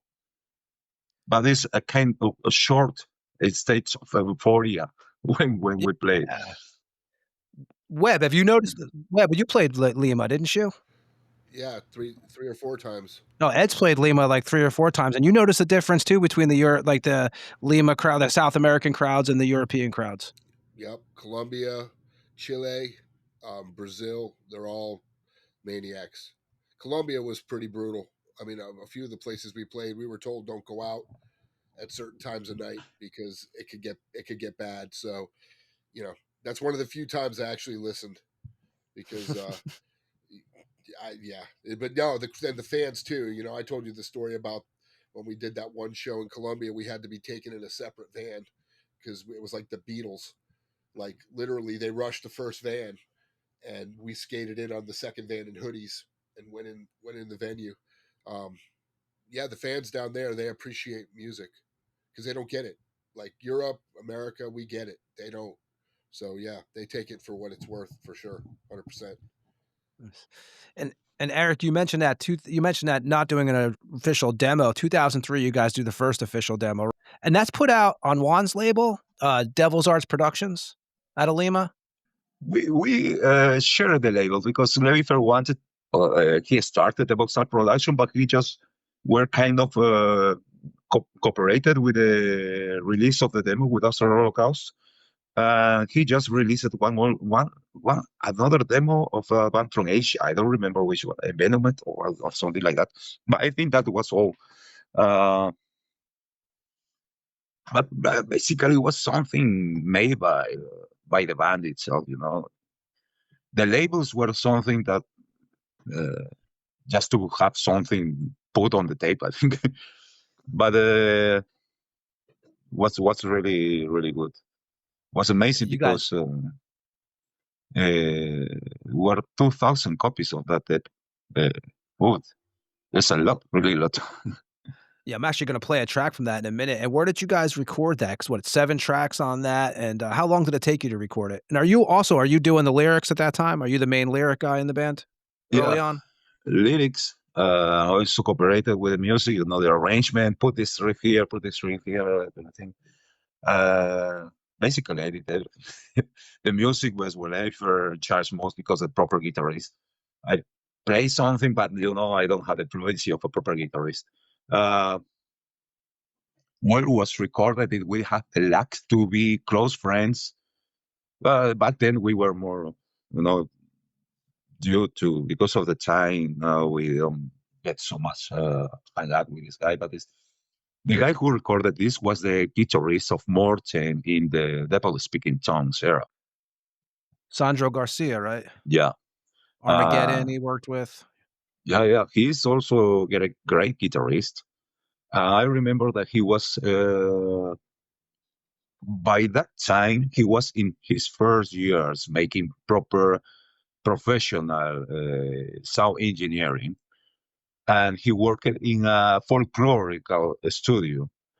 Levifer had already had experience with him, and they recorded the Levifer demo, I think like 3 or 4 months before Semen demo, which is also, the Levifer demo is also great and very, very professional sound and still sound very underground, And so I asked Sandro, because I also knew him.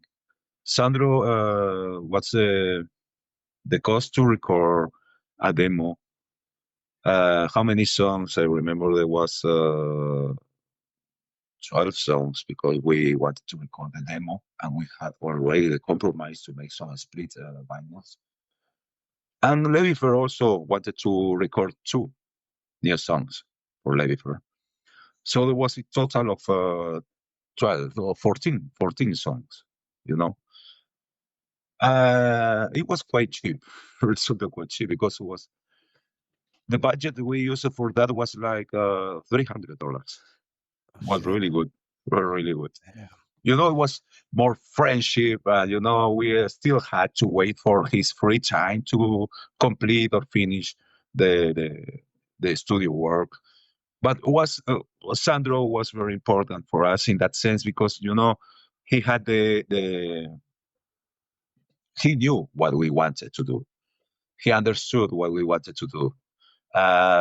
He knew the tools and all the tech equipment we needed to do that, and had all the patience demanded for that also. So everything, I always very thankful with Sandro. Maestro. Now he's one of the most important sound engineers in Peru. He even gives classes about sound engineering here in Lima. Well, I'm going to play a track from that demo. And the artwork, you'd handled the artwork on that one. I'm going to play the song At Luzbel's Behest. Luzbel's Behest.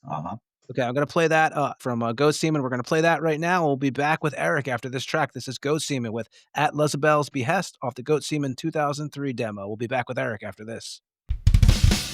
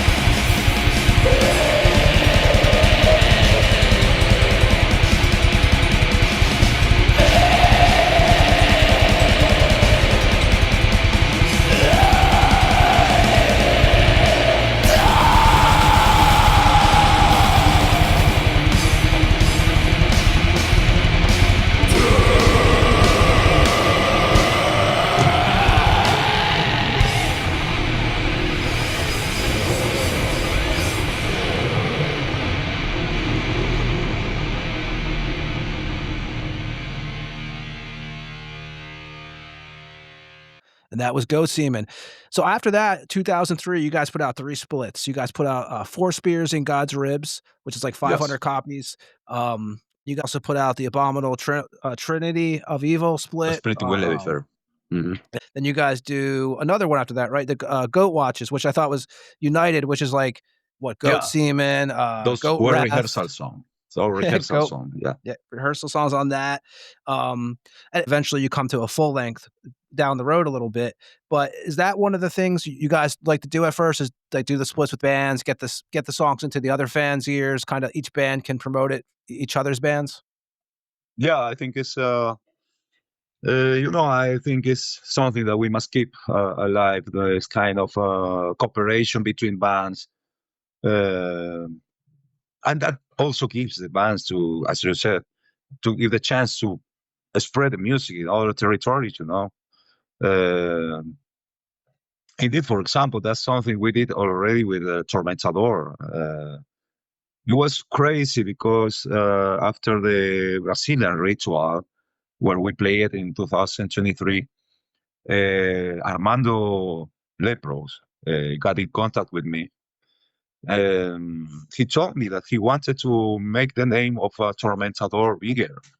But I told him, man, you play it in the World for Noise, you play it in Early Sarcophago, you play it in the Campus Terminio from Holocausto, and Rodrigo also play it in Holocausto. Practically, you are Holocausto. You have a very, doesn't matter where you stand. Anybody who know these bands will open the doors for you. Yeah, but we are still a new band.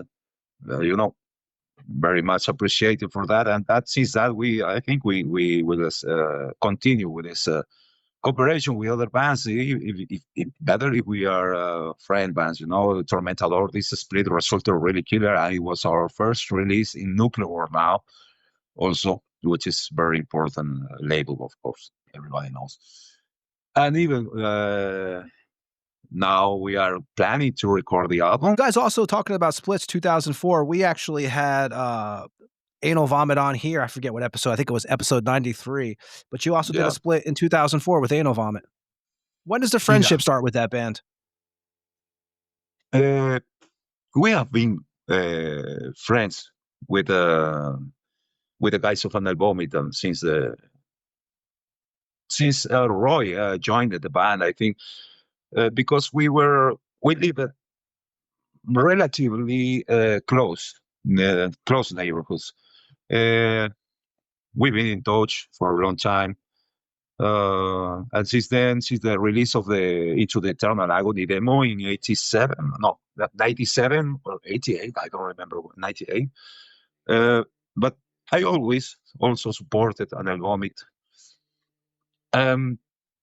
Sometime after, they released also the From Peruvian Hell EP in the same label, Legion of Death from France, which was initiative of Carnage Valor, the French guy I told you that came to Peru to see the bands I've been training with. He returned to France and started to this label. And the goal with this label was to release exotic bands, And well, the first release they did was this From Peruvian Hell EP from Anal Vomit, which is total classicals. Yeah. I did the artwork for this, I remember. I like very much this artwork also. But we have been invited back then many gigs in Peru. Some venues like Cayoma, a place which is very frequently during the early 2000s. There were many underground metal gigs there. We have played with maybe 5 or 7 gigs together during those early days. And it was not originally Osmos Productions who released this Devotos del Diablo split, which was very important, I think, for both bands. The original idea was from Warring Records from Popayán, Colombia, from my friend Jimmy Reese. Back in those days, I used to travel a lot to Colombia because I used to receive music there and also distribute the music there in Ecuador and Colombia. And Jimmy told me, hey, let's make a split if you are interested. I remember that it was already hard to get the tape because the Gold Semen tapes have already sold out. As I told you, there were a lot, really, 2,000 tapes.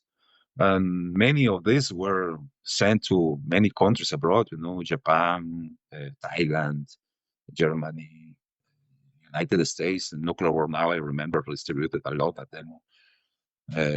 Bangers. Many people distributed the demo, was very, very well spread. So I accepted the idea, and I also told Roy to make this, and we split the demo, the Gold demo, and the Anaerobic demo. And it was the Votos del Diablo, supposed to be 666 copies in Colombia, and that's the original release. And after some time, I remember I was trading also with Osmos Productions for my distro release in Lima, and I was surprised that Herbal told me if I was interested to make a European version of the Devotos del Diablo. Immediately, yes, of course. I had to be in Digipack and vinyl, double vinyl, I remember it was. And that's something that was very important. I think many people in Europe have known the bands through that release, And I remember there was even a Finnish video where there was the Devotos del Diablo vinyl. Yeah, It's- Roy it's- was actually just here, man. They just played actually in Lithuania. I saw the Anal Vomit over in one of the clubs here. And killer, man. I think he's playing over. I think Roy's with Violenter too now. We just had Alessio from Violenter on last week. Roy's playing with him now. Also for you also did another band too, right around that time. Saram. Saram, oh yeah. That was Saram was originally formed by Roy and Christian Bernedo, who now rest in power. Is not alive anymore. There was a point in which Roy asked me in 2004 to join Saram, which originally was kind of a Death Doom band. Was really great. I liked the demo very much. But when I joined the band, I think Roy was into more dirty stuff, and he composed more black trash stuff. I also sang that way, and also there was kind of 1,000 demos really distributed of that stuff. So I think it was more underground. I don't remember if I have ever answered an interview for Saram. I don't remember that Roy had told me if he had answered any interviews. I think this was more kind of a project than to have something recorded, There were good songs, really good killer songs. And short ago, not surprised, but Lauri Pentila from Finland, Werewolf Records, a pair of years ago told me why I was interested to release that in vinyl. It was surprised that somebody from so far, well, it's not surprised, Finnish like very much the dirty sound of South America. But that somebody remembers that demo, I'm He going to play a just song released from that. it actually in a few minutes too. I have one of the tracks from it that because your first recording was 2004, the Metal Mayhem and Genocide demo, which was Yeah. five songs including a Sodom cover that you released on your label. Yes, was released by Austral Holocaust, the demo, but it was the first demo in which I sang. There was only that demo and some tracks from IEP, but there was another demo. The first demo, as I told you, was more into that metal, was with the previous singer who passed away. But the stuff I recorded with Saram was this Metal Mayhem Genocide and the tracks for the EP, which were compiled in a CD later, which I have been distributing. And well, now in the Finnish version, There is a Rolling Stones cover of the Eagles. I remember it was painted black. Something that was in the rehearsal, we like that sounds very much. Now, when was your first show with that band? Did you perform live with them, Saram? Just 2 shows. I remember the first one was in Lima. The second one was in El Callao. But this second one was kind of half show because the drummer was so drunk that in the middle of the show, he started to fight with another guy. I remember I was singing and suddenly the drums stopped. When I turned it around, this guy was kind of discussing with a guy who was even more drunk than him, I think he didn't remember that he went on the stage that night. But that was there were just like one show and a half that never ended up. It was fun. It was really good times, but no, we didn't play anymore. Well, I'm going to play a song from that in a minute, but before, because I know that's 2005 is where I'm going to play. I'm going to play something from the Pits of Lima Hell. I'm going to play the Legions of, so I'm going to play that in a moment. But before that, 2004, you also become a member of Evil Dam. You take over vocals of that. So what can you tell us about that? I was invoked, I remember the same year, after the demo released. I think many people was called it, that got the attention by the demo.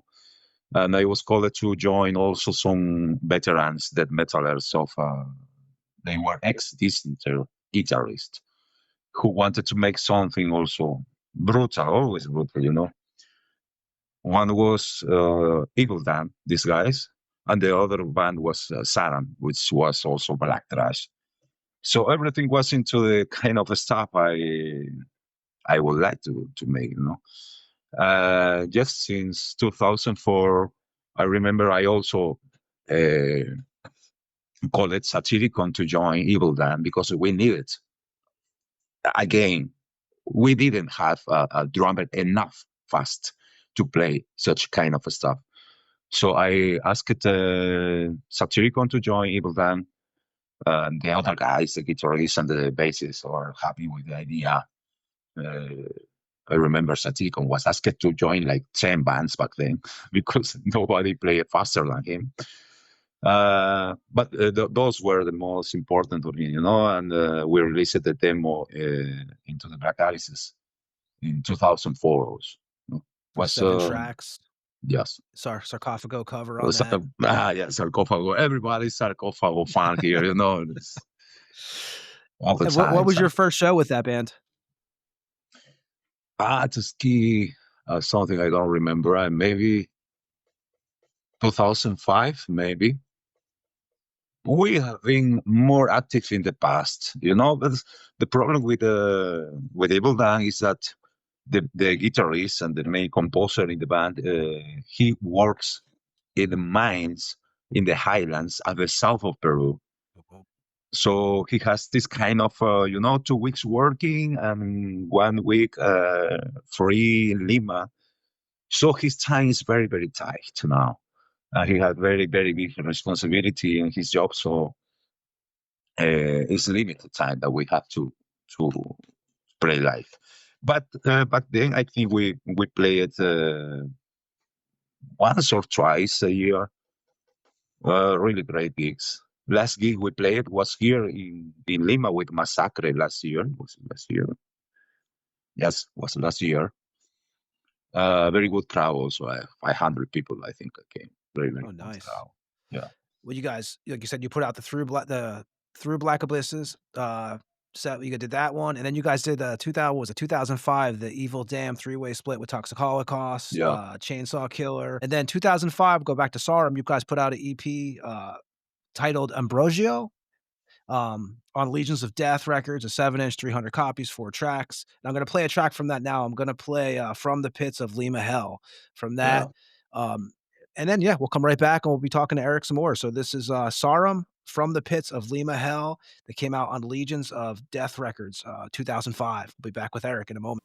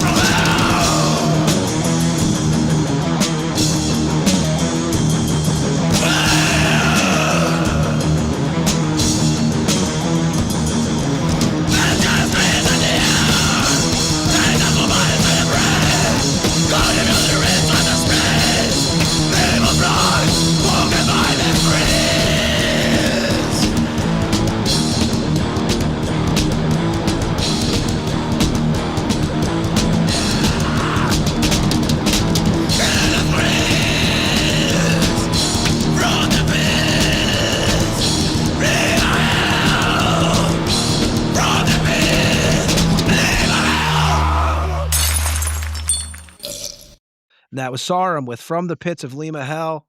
2005, so lineups start changing, right? You guys, Wahan joins Goat Semen on bass, and Yeah. so that's how did he get involved?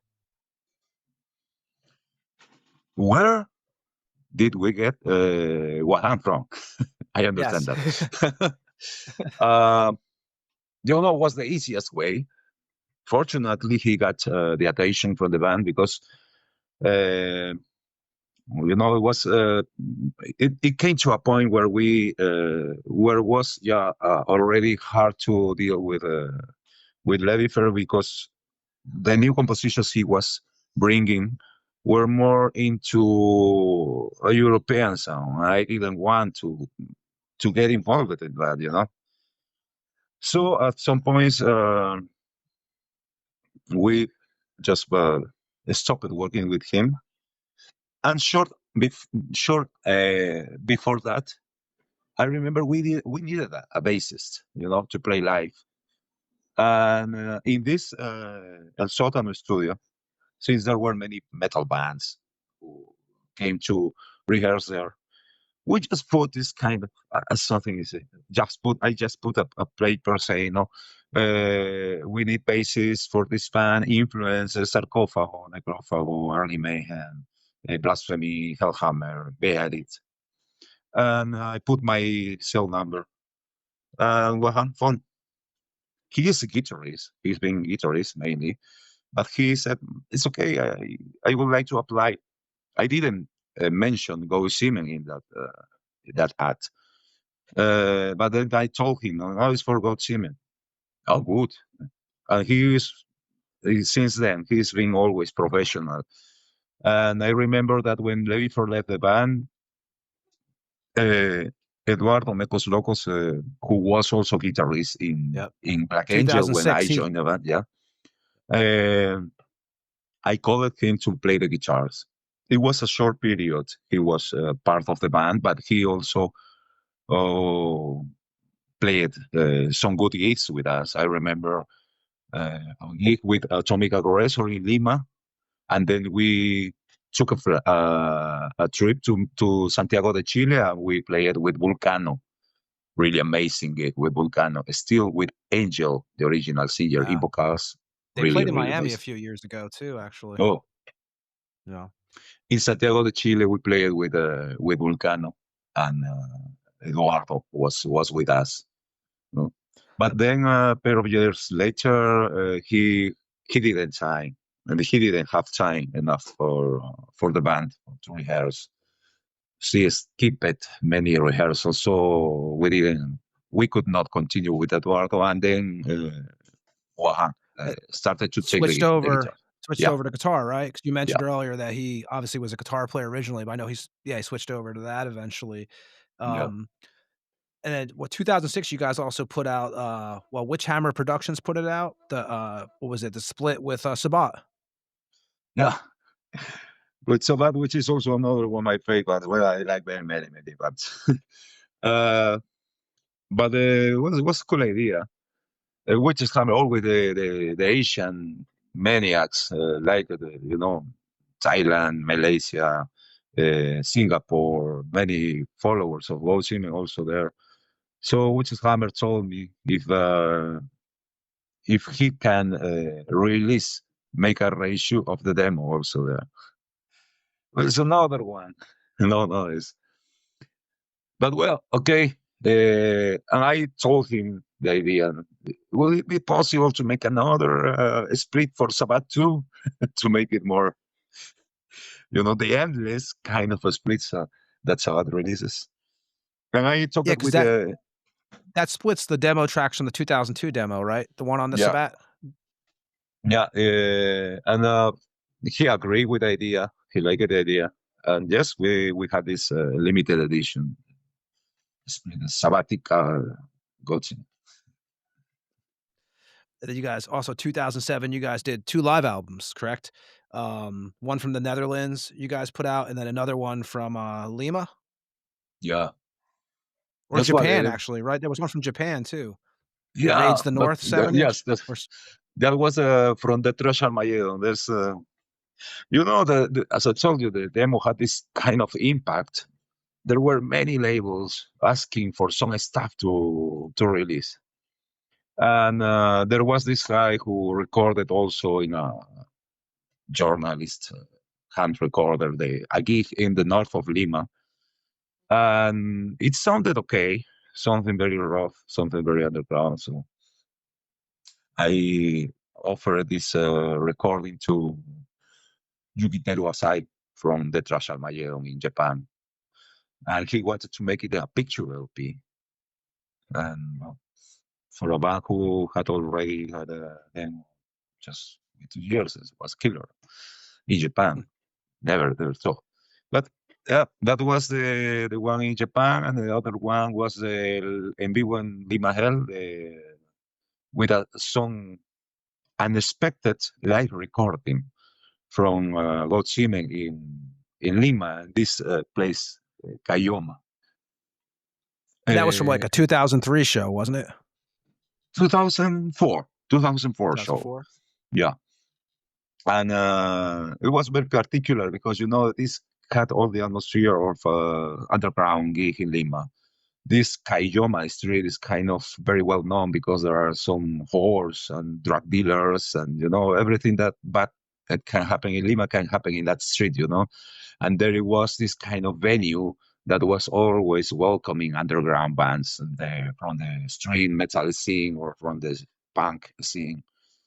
And it was a kind of era for this venue, you know, kind of a decade when the underground scene from Lima played practically all the underground bands from the early 2000s played in that venue.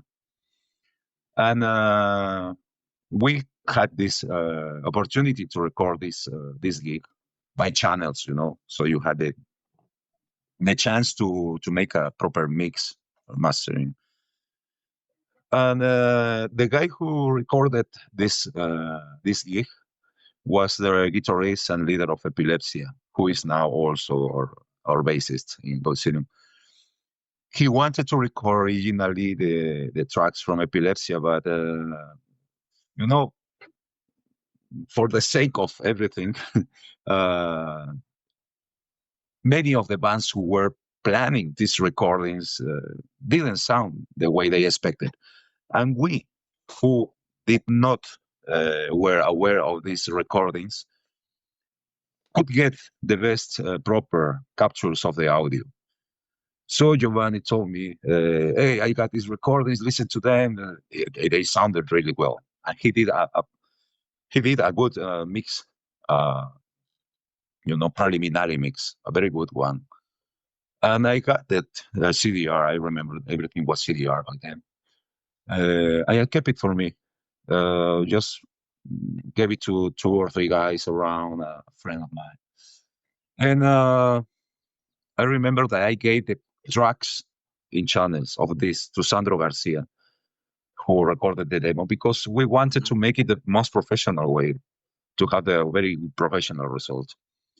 But back then, Sandro was moving to another studio and he lost the tracks, all the original tracks. Oh, So, shit. so the final mix we had to make the master was this one that Giovanni originally did, you know, this quick mix.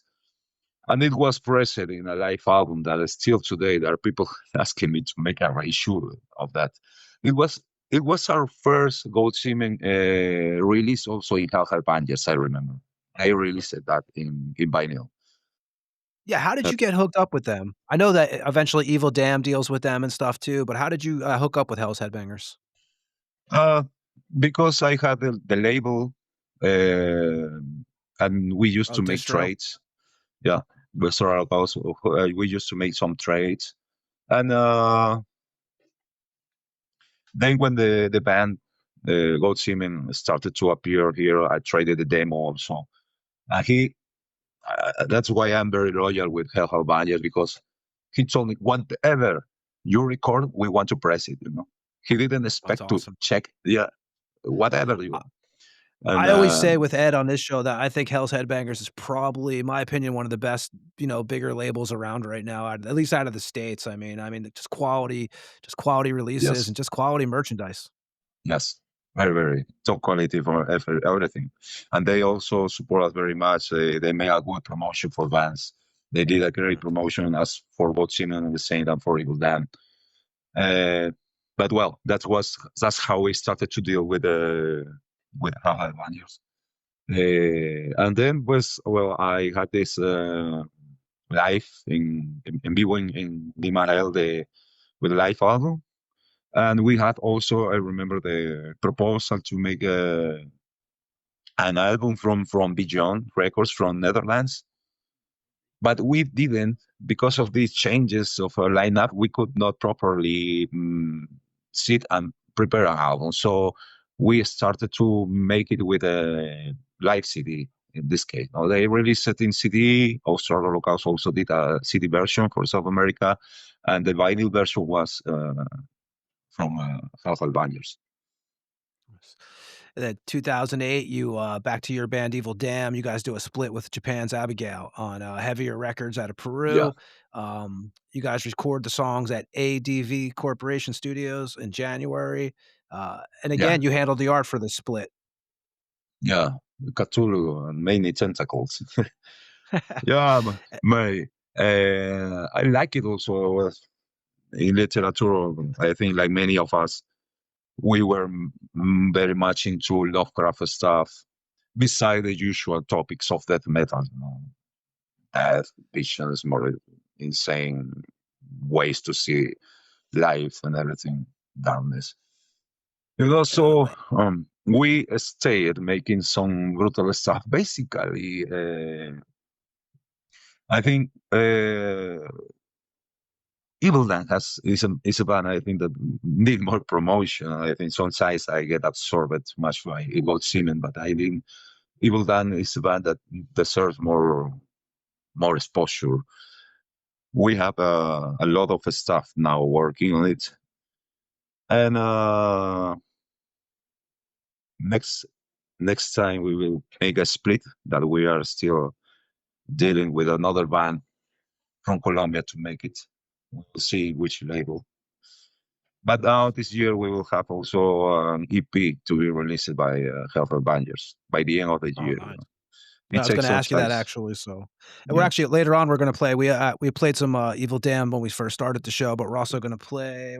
Later on we're going to play Darkness Will Remain before we close out the show too tonight. Yeah. And then you do that. And also 2008 Goat Semen is part of a DVD. I don't know if this is it's an unofficial release, I think, though, right? By Sad Spirit Productions. Do you know what I'm talking about? With, I think, Anal Vomits on there, Bastard Christ, Enemy of God. Yeah, I know. I think I know what you mean.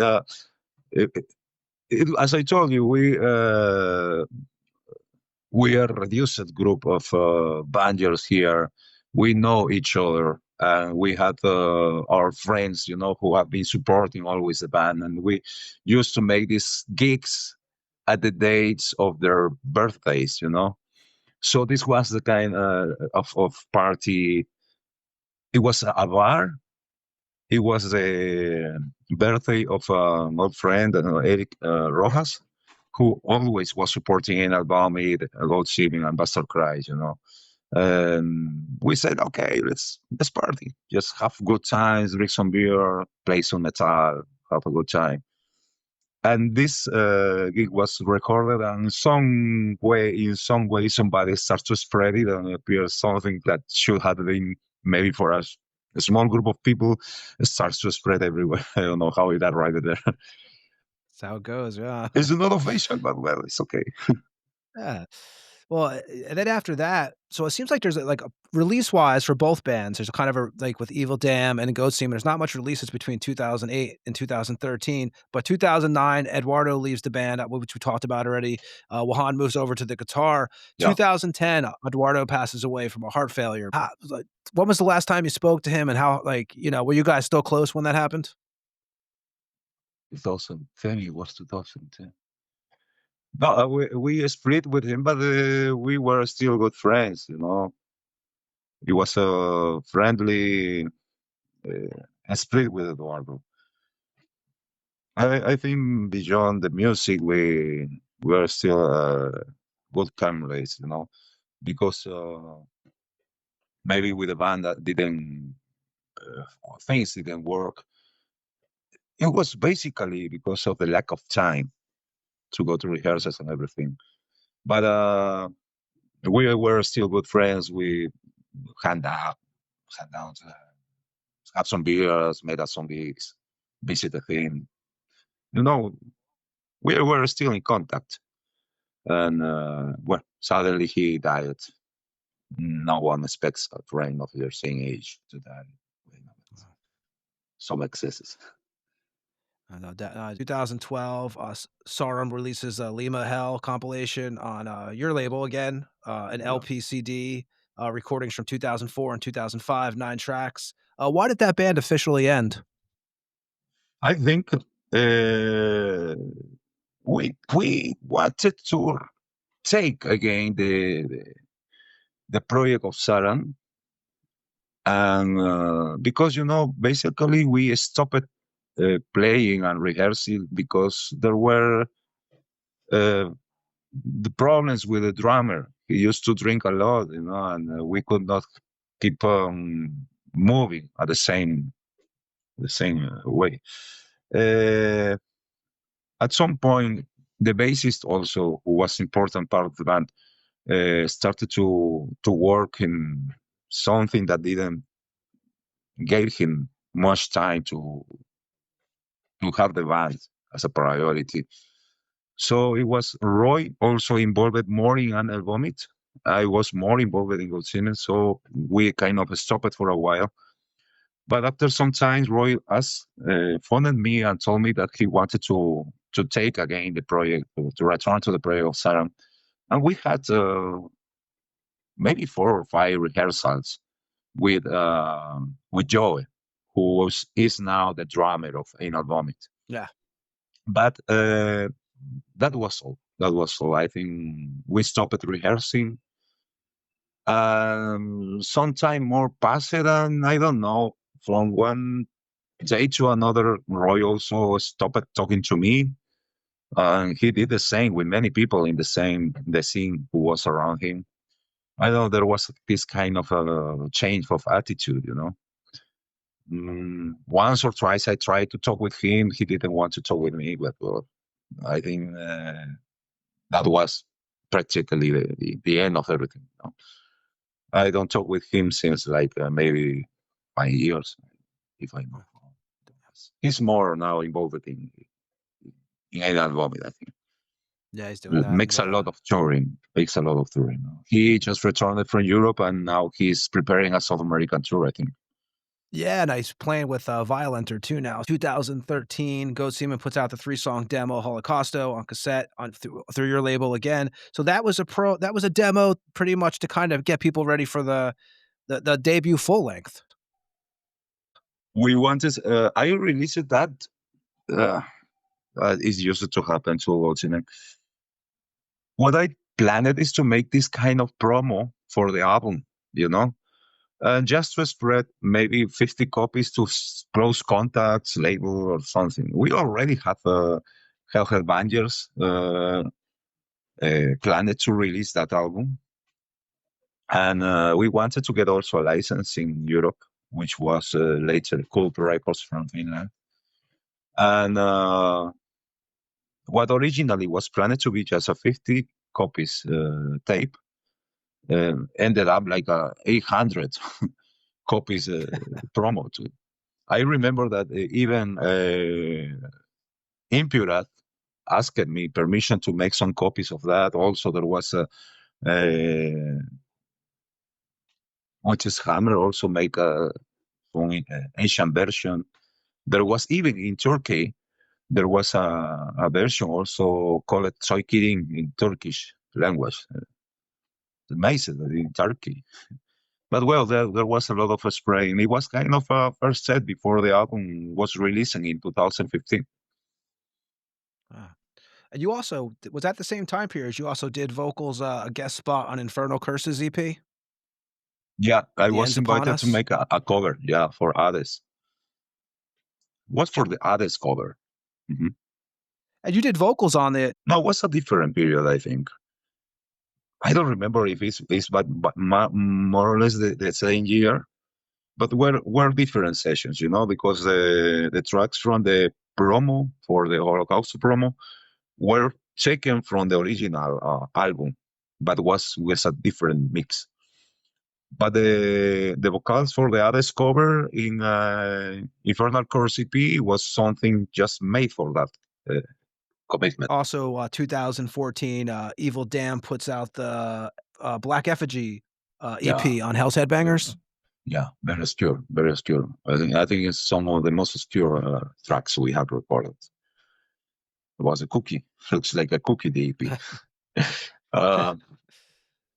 But yeah, it's now everybody's asking me for that EP. That's sold out. I think it's sold out. Very long.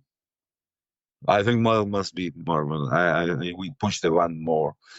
We must be more active in studios. And like as you said, after 15 years, 3 demos, 5 splits, and 2 live albums, Goat Semen decides to put out the band's first full length, Ego Sum Satana, in 2015. When did you say, okay, it's time to actually put out a full length, or was that something that Hell's Headbangers kind of poked you on the shoulder and said, hey, let's put out an actual full length release? Because I know it came out. Didn't it come out at Hell's Headbangers? It came out on Cult Records. Yeah, Cult Records. Yeah, we, as I told you, we have already talked with Chase, and when we had the album out, sent the masters to him. They did a great job, really great release.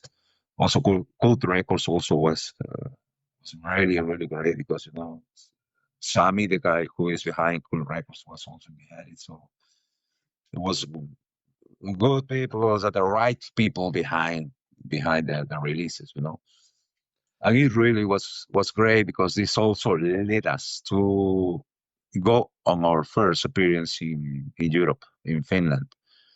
And it was, I think, the right time. When you guys did that, you did guitars, bass, and drums at FMO Studios, and then the vocals you recorded at CTM Studios in Lima? Yeah, different studios, yes. And the guys behind that were, once again, Sandro Garcia was behind the microphones. There was also Paul Pinto, who was recording the drummers. Paul Pinto was the Necropsia, an old cool thrash band from Peru, drummer. And we have the right people also try to make it all professional. And there was we got a message from Arthur Risk from United States. Yeah. Oh yeah. From Arthur Risk. He sent us a message, and I remember that by then he told us, I have some professional studio. If you have something to mix or to work with in a studio, let me know. I am a big fan of the band. I remember Wahan did not have his proper studio by then yet. So I told him, we have this opportunity. He's offering his job. And we sent him the master, the master takes, the tracks. He did a mix and he did the master of the album. And it sounded really, really professional. So this is the final result, and it was presented in Hell's Headbangers and also Cult Records. I'm going to play a track from that right now. I'm going to play Genocidio from that. This is Goat Semen with Genocidio from Ego Sum Satana from 2015. They came out on Hell's Headbangers, and we'll be back with Erick from Goat Semen after this track.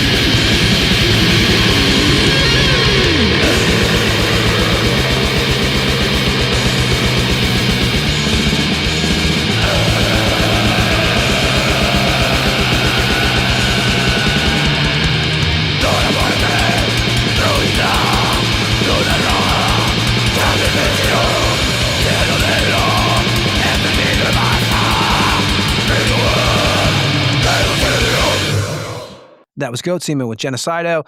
2015, first time Goat Semen plays outside of South America. As you mentioned earlier, you guys played the Black Flames of Blasphemy Festival in Helsinki with Hell Militia, Satanic War Master, Vampire. How was that experience, man? And how was it to finally play outside of South America for you? I remember a friend who was in Germany told me, "You are going to go from Lima straight to Finland. It's like going to another planet, man."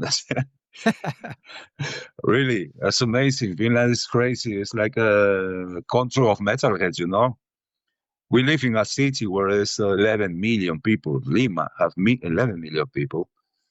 The major concentration of population is in Lima.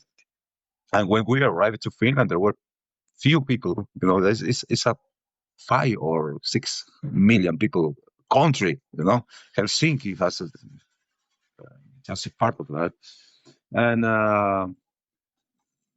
all Finnish were very kind with us. You know, it was amazing to be invoked to such a festival. You know, as I told you, for a South American band, even for a Peruvian band, you know, Brazilian bands had made big tours, and Colombian bands, and maybe Chilean bands. But for Peru, there was not a precedent for this kind of history, this kind of festivals. Black Flames of Blasphemy was really killer. We all in the band were amazing at how things happen, things that we only saw in videos or read in magazines, you know.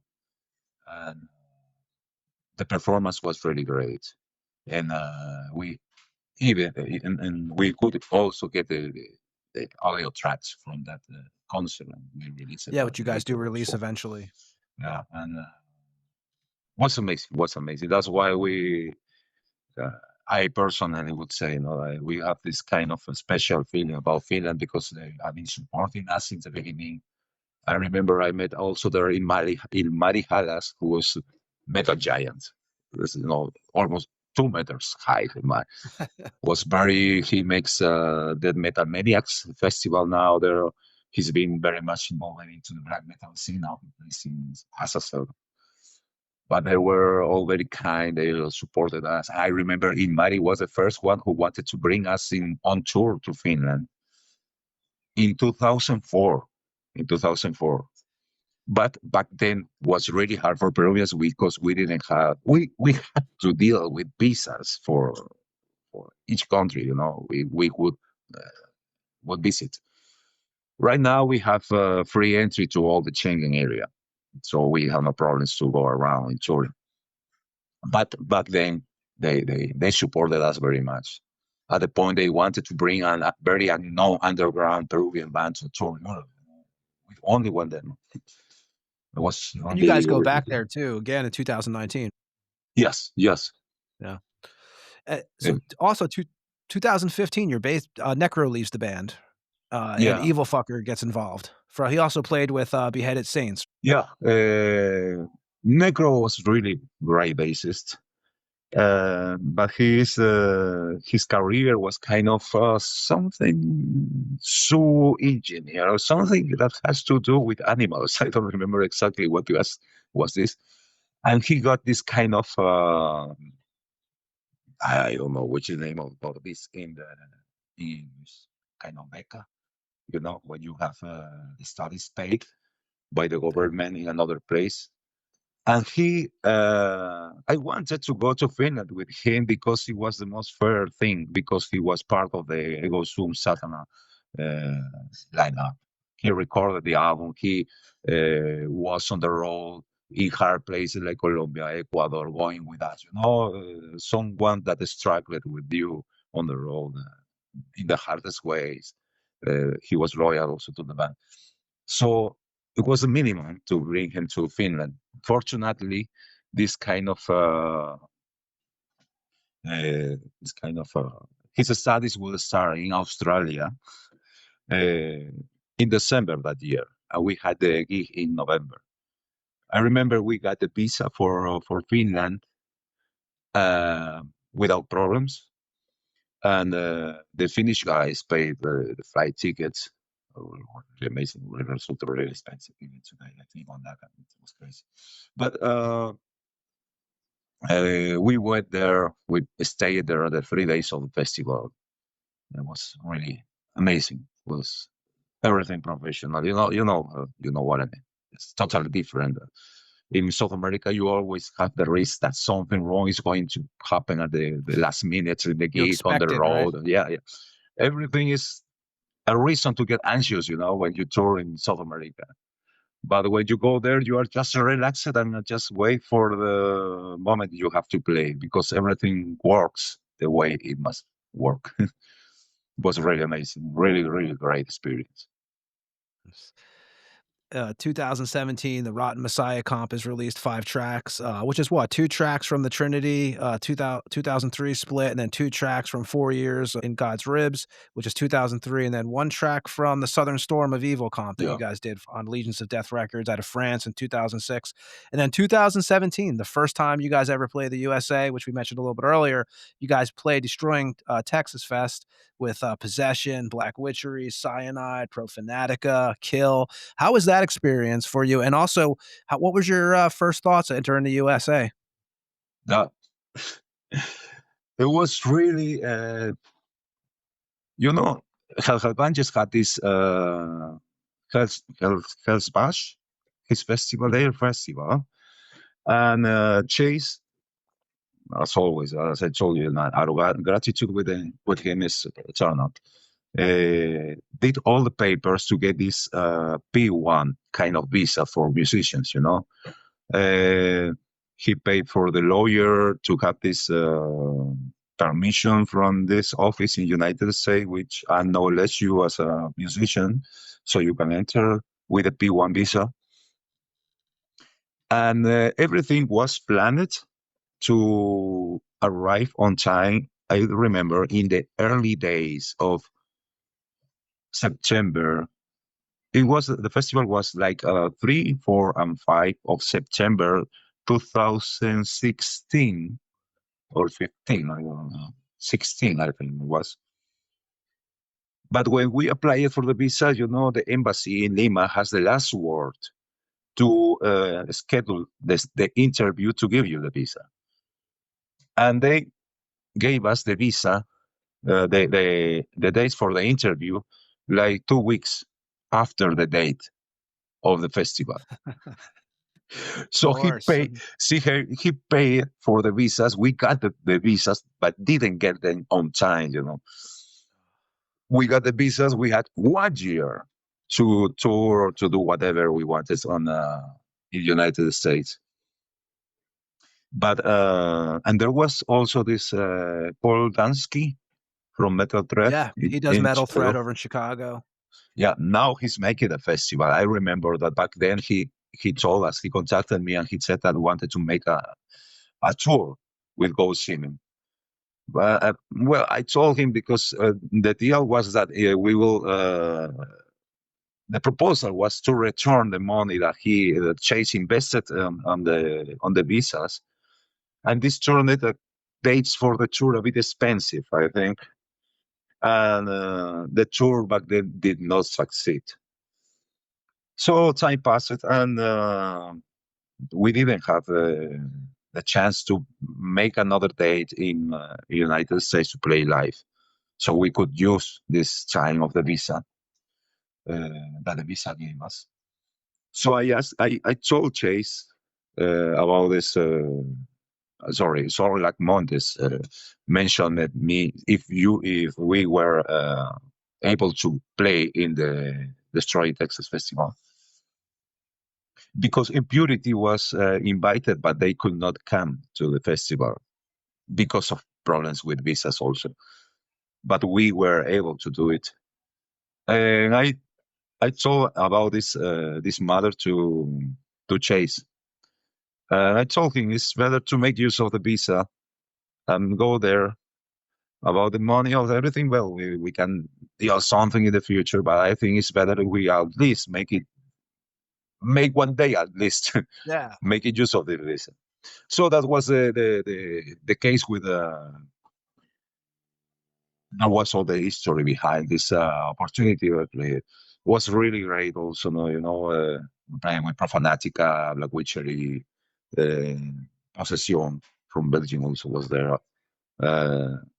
What did you think of the States when you first got there? Was it like, obviously you've been through Europe. From a guy from Lima, what was your thoughts?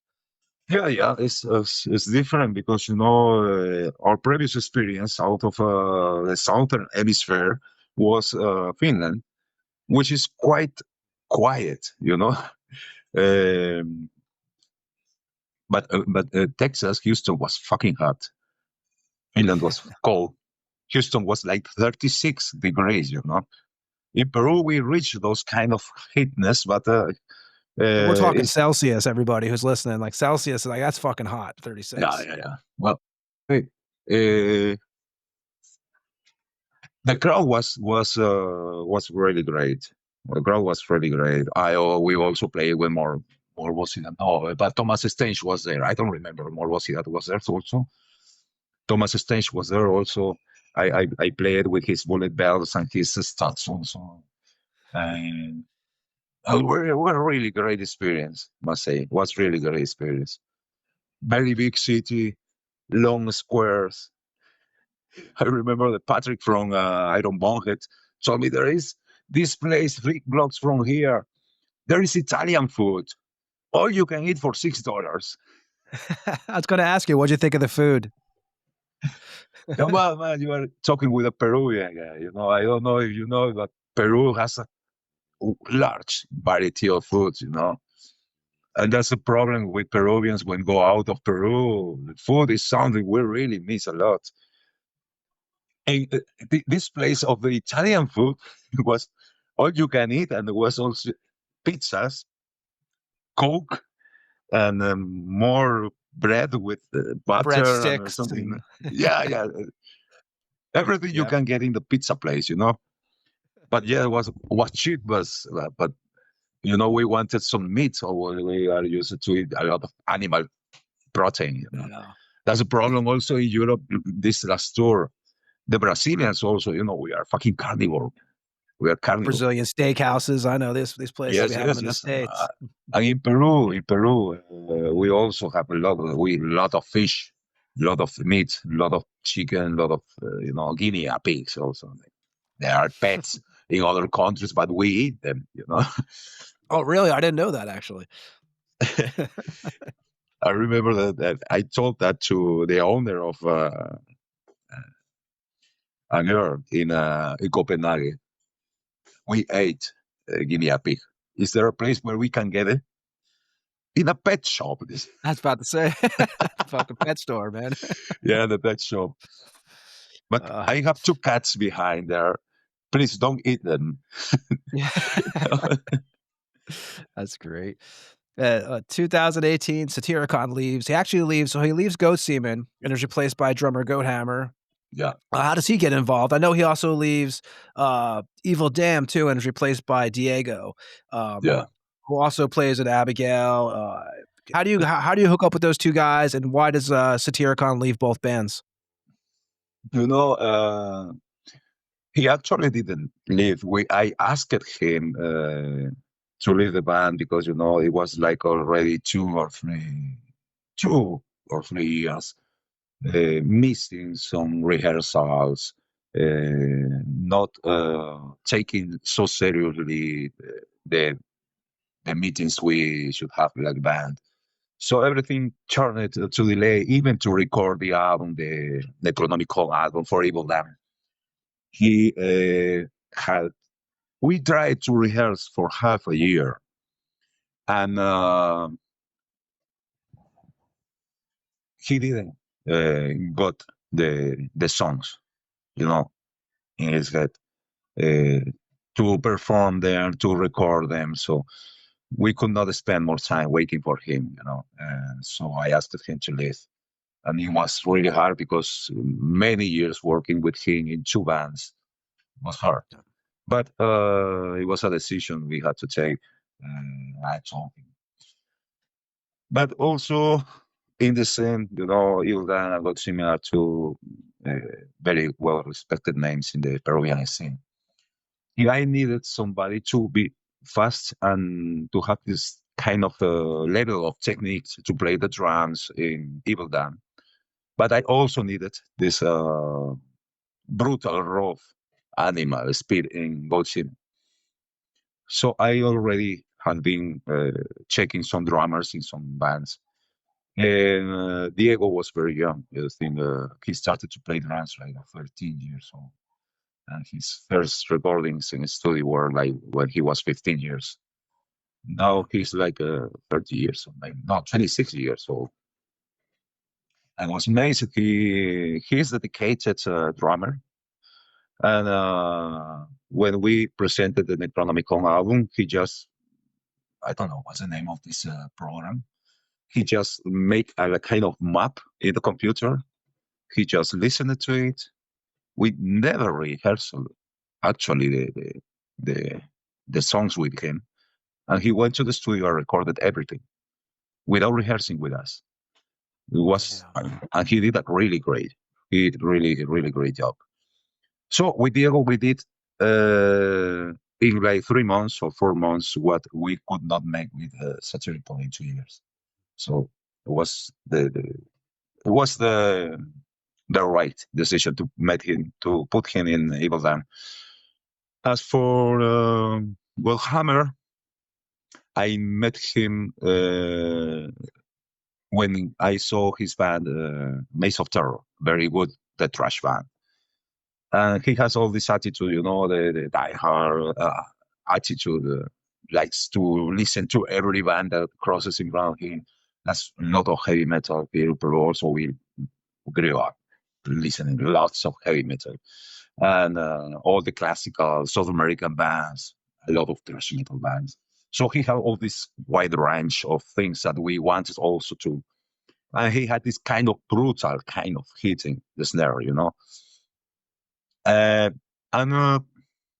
I told him that I wanted to make another project, Oh, yeah, I'm interested. Of course, I would like to, something very rough and the old school. But did not tell him that it was going to be for Godzim. But at some points, when I have already talked with Satiricon to, split the band, I told him, told Godhammer, the proposal to play drums with me was for Godzim.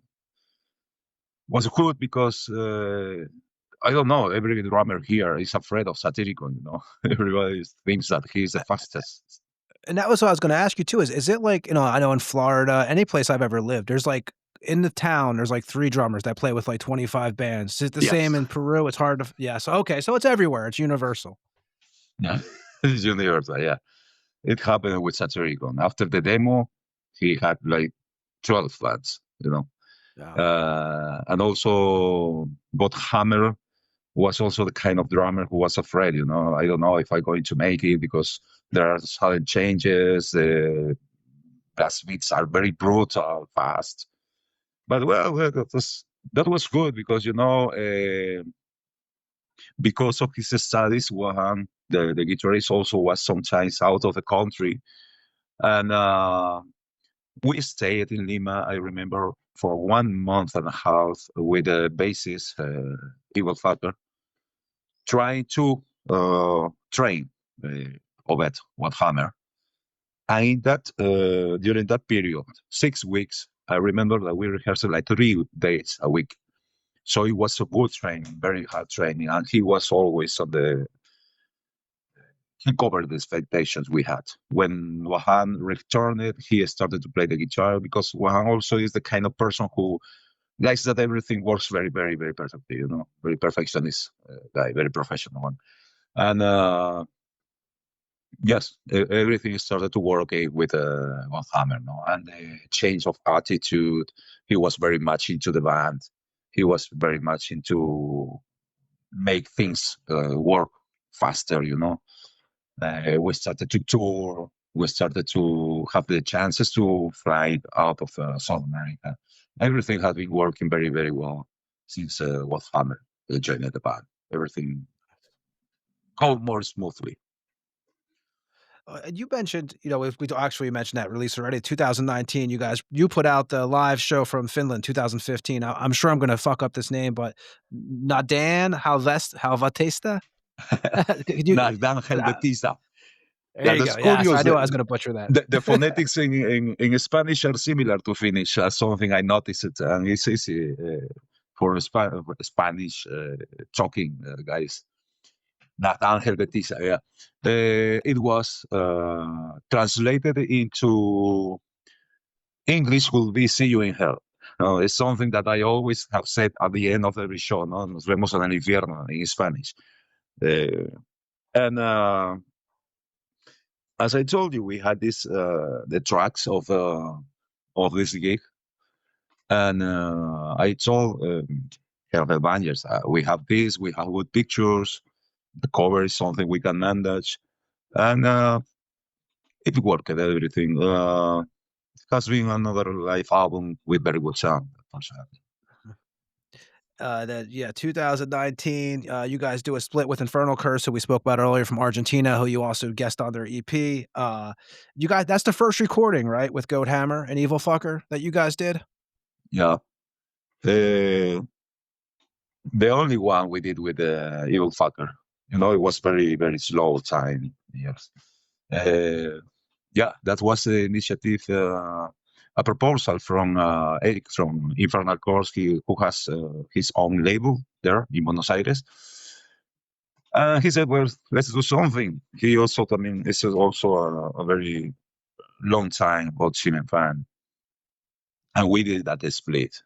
He wanted to make a run of only 100 copies. I told him, come on, you are going to make that. It's only Argentina only is there going to be. No one in the rest of the world is going to happen to know that it exists. And Yeah, you'd be looking for a copy on Discogs for like $100, you know. I don't know. I have not seen these dogs about that. But finally, he did 200 copies, very quickly sold out. And later on, also 7 Inches of Metal in Germany did a picture disc version, also in 200 copies, I think. We got the last copies of those picture discs. We got those last copies from him in Berlin his last tour, and also quickly sold out. When was the first show with Evil Fucker and Goat Hammer that you guys did? Cusco. Beautiful Cusco. Because I know you guys played, the Metal Bunker in 2009 in Romania in September. Black Legion you did a tour with. I think it's 33 shows, 14 countries you did. 2019, you guys played with Croatia, Finland, Belgium, El Salvador, France, Transylvania, Denmark, Budapest. You got a new NRW Death Fest in 2016 in Germany. The Black Danzig 2 you guys do. And what is your favorite country to visit, actually? It's hard to say. It's hard to say. I think because in each tour, in each country, each city is different. For example, we didn't know that we had played in Transylvania until we went to buy a cake in a shop, in a bakery place, because there's a Bank of Transylvania. Cluj-Napoca it was the name of the city. You are going to play in Cluj-Napoca, but nobody told us that it was Transylvania, during that tour, we recorded many. Wahan took his laptop and recorded many of the shows from the tour. And for fuck's sake, in that gig, the soundboard was a bit older, and he didn't have the right cables to make the connection, so he could not make the recordings of the track. But it had been a really good release to say Goat Semen live in Transylvania, It would have been killer. Yeah, but it's something that, for example, in first tour we did, Finland was really amazing. Whereas Italy, there were really good shows. I remember in Naples we did a kind of private show for this bike guys. Oh yeah, like a bike fest, a motorcycle fest. It was not a fest. It was a place. It was a basement in a house, and It was really crazy. Maybe 30 or 40% there in the middle of a neighborhood, 2020, Evil Dan puts out a promo tape, 4 tracks, 50 copies. A few minutes ago, we were talking about lineup changes. So this band, though, Satyricon leaves eventually, but Mario, 2003, still there playing bass. Nimor Gomez, 2003, still playing guitar. You've been there since 2004. Pedro since 2003. What has kept that lineup so together? Like usually, through these days, look at how many bands make changes, but that with Evil Dam, it seems like you guys have kind of kept the same lineup together besides the Satyricon change. Yeah. It's because, they live in the same neighborhood. They are all the time, all their life, friends practically. And Ordep and Mimer are the founding members also of Disinter, an old death metal band from Peru. And they stopped working with Disinter at some point, and they decided to make something even more brutal. And they decided to make Evil Dam. And it's indeed because of this lack of time they have that they only focus on Evil Dam. Because if they had more time, I think they will be also playing in another band. The same situation in the past that happens everywhere, But I think all the time, the free time they have, they focus on Evil Dam. And Mario Romanet is also bassist of the band, and he was the one who mentioned me to sing in the band. He suggested me to the other guys to sing in the band. I remember we were drinking in the bar in 2004, and he told me if I could make some more growlings, deeper vocals than what I used to make in Godshin. Because I also make some growlings in Godshin, but they wanted some more deep metal direction. But I make this kind of mix, and when we started to work, everything started to be fluent, And yes, we have been practically the same except for the drummer. The only change that have happened has been Diego at some point, which is the latest one. Yeah, I noticed that. I wanted to mention that, and also I did want to mention you mentioned Impurity. 2019, you also contributed a cover for the Cogamelo tribute album. Well, we had played with Impurity in Colombia in a festival, a black metal festival, in 2017, if I'm not wrong. And Impurity were also one of the Brazilian heroes for us. So we stayed in touch with Ron Priest, and since he saw that we were very enthusiastic about the band and about the Brazilian sound, everything, he invited us to make this song for the Impurity tribute. And there were also Witchcraft invited, and we were also friends with Witchcraft. So we recorded this track for the tribute. But it was very well because in one way or another we have been linked to Impurity. The first time we went to the festival because Impurity could not go in Houston, and then we played in Bogota. Then we played in the tribute to Impurity, and now we have toured with Impurity. Yeah. December 2019, that's when the pandemic hits. How bad was it in Peru for you guys over there? Like the rules and stuff, did it hit the area pretty hard with like the laws and stuff, not getting together and jamming and like all the restrictions? Restrictions in which sense, you mean? Well, like the pandemic, like I know like in most places you weren't allowed to get together at band practice, or in the time there was like 2 people allowed in the room at the same time only, no gatherings. It was not hard. I think, as I always said, in Peru, as far as you don't kill anybody, nobody cares about what you do. We have some rehearsal room we rent for a fair price, good equipment, and in a way or another, we have been spoiled by, many people here in Peru like gold semen, and we have this kind of certain privilege, not all the bands open for a band have their first gig opening for a band such as Inquisition. Yeah. It's very hard. Most of the underground bands start to play just with local bands for 1, 2 years, 3 years until they're better known, and then they finally start to get into major gigs. But we got this music like it. It was the Avengers like it very much, Goat Sinner, since the beginning, and I think we have we have had this kind of privileges in the scene. Nice. They have been very loyal.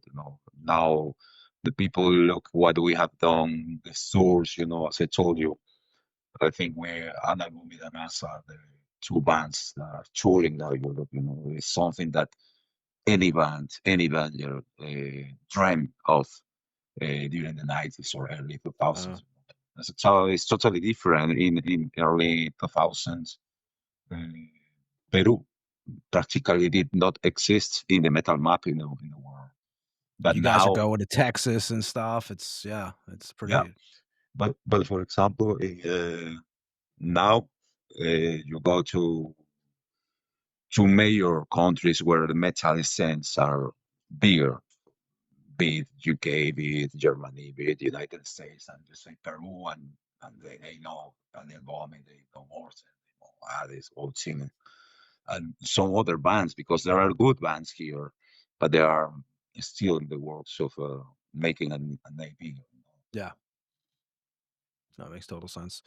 2021 Go Semen. You guys have 2 live albums come out. You guys have what? The Live Die Hard in Copenhagen, and then you guys also Live Die Hard in Finland from the 2019 show, and the 2019 the Copenhagen show is from the Brazilian Ritual Records that comes out on.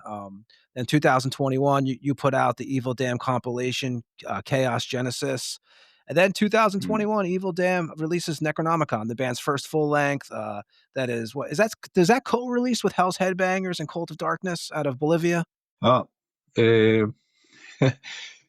fact is that the album released in it was chaotic in a way, because everybody was more aware of the pandemic during those days. Still, well, at least here in Peru. I don't know. I think the United States was more like a free section. But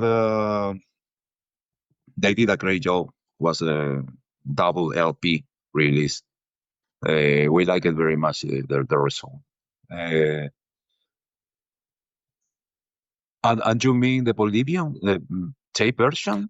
Well, there was because it came out on tape, vinyl. I think Hell's Headbangers did the vinyl version. I think the tape version was done from Cult of Darkness out of Bolivia. Yes. It was split. The release was kind of split up. Yeah, there was a release of in tape version actually in Bolivia, in Colombia, and there was another one made by a Peruvian guy who was living in Argentina, but he moved to Spain.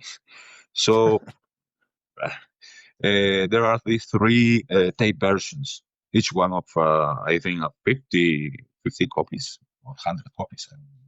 But well, we wanted to have it in tape too, because Health of Bangers did it in vinyl and in CD.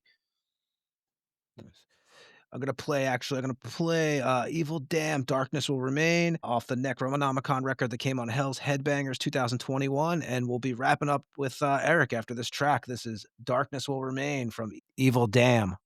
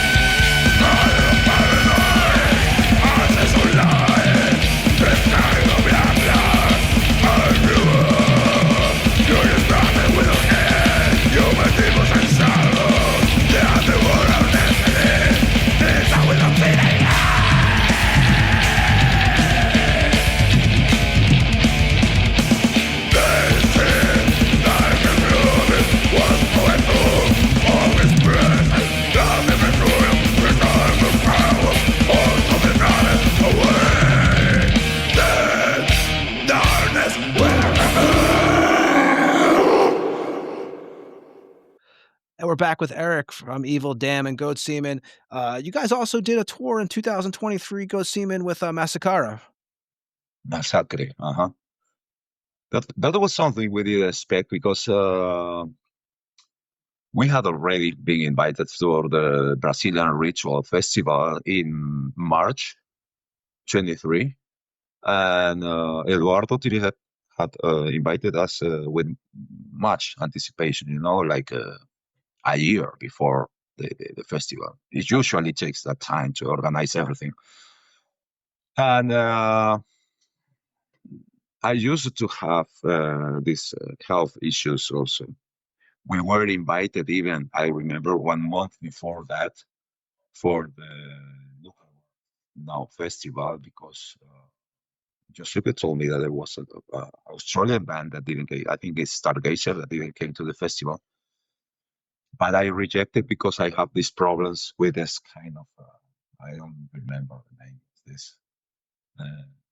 this part of the organs that comes to process the greasy stuff before it enters the liver.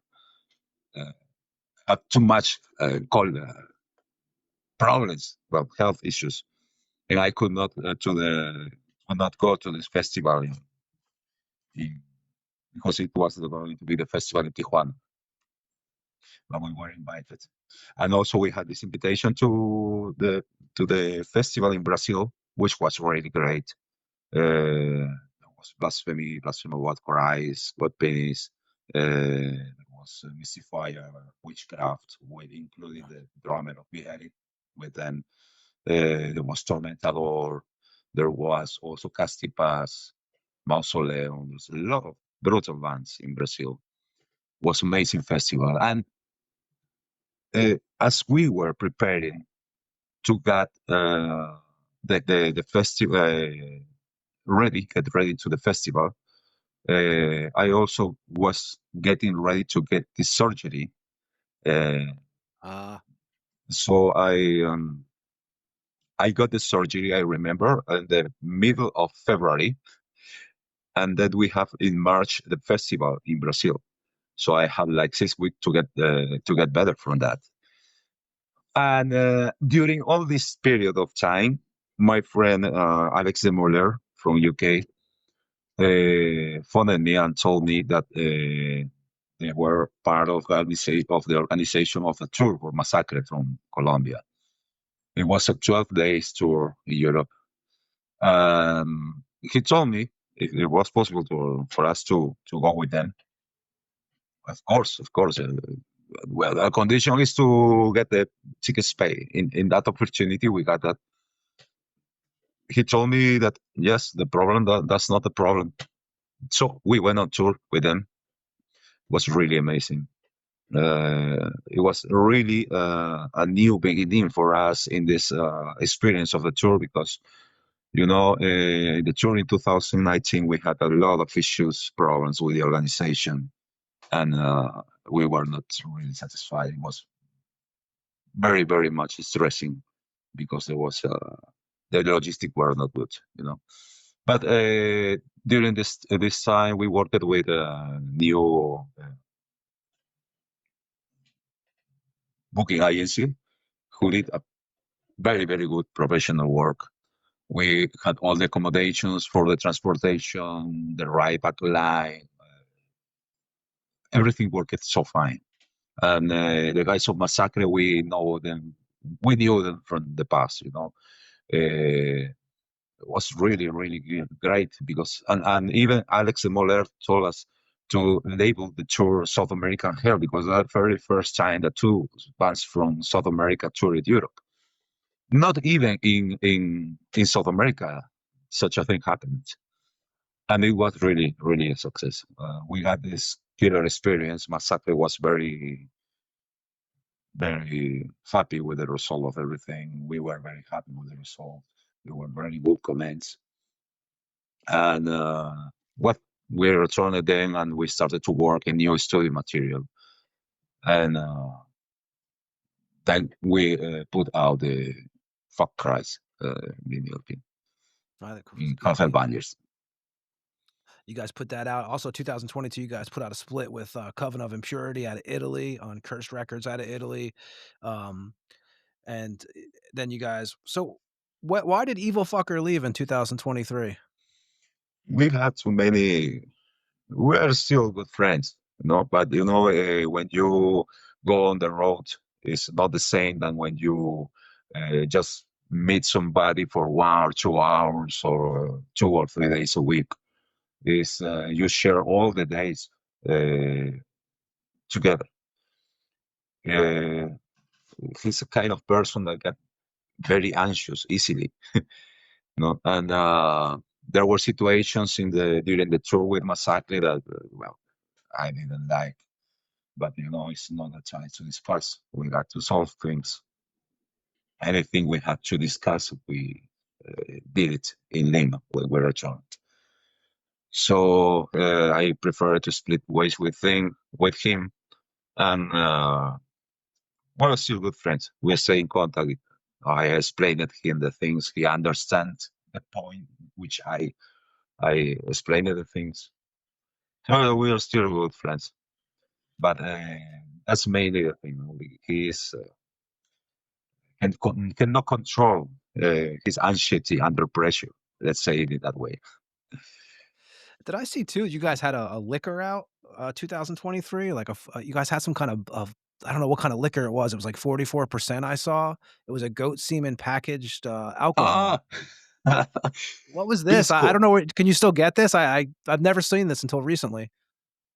No, because it's hard to sell glass bottles out of Peru, and we released it. Yeah. It was an idea of Wahan, because I don't know if you are familiar with this liquor pisco, which is No, typical. It's typical from Peru. There are still discussions between Chileans because they have their version of the pisco, but we have all the rights for everything historically documented, everything, But well, after all, what I mean, for Peru, pisco is for Peru what tequila to Mexico. It's from Mexico, yeah. To vodka to Russia, to whiskey to Scotland, So the idea of Wuhan was, I have a friend who can provide a good quality pisco. Let's make a run of bottles to sell. Why not? Let's sell something else, some T-shirts or CDs. We tried this, and I developed the goat that goes in the label. Looks rough and good for me. Yeah, the bottles look killer. I saw the bottles; they look great. Yeah, it sold out very quickly. Actually, Peruvians are also very hard drinkers, and they wanted. It was because of the content and because of the bottle, because it was some kind of a limited edition. It was 66 bottles only. Oh, okay. We've been thinking of black label. Yeah, because those were white labels. Those ones. Yeah. That sounds really. Maybe in the future. Maybe I don't know. You mentioned the Fuck Christ EP. You guys did 1,000 copies, 12-inch tape, and you put 100 copies on Werewolf Records too. Yes. The fact is that my friend Alex Demoler is very, very good friend. When we were in London at his house, he kind of told me something like, I don't know which is the expression in English. When somebody tells you what you should have done, but you didn't, he told me, it's too much time you spent waiting to make a new release. Go back to Peru, make some new releases each year, new material, make brutal material, and you can come to Europe every year, because we had such a good experience with the tour with Massacre, and the crowd was really, really. We had such a really great feedback from the people, from the crowd, that he was really also surprised of that.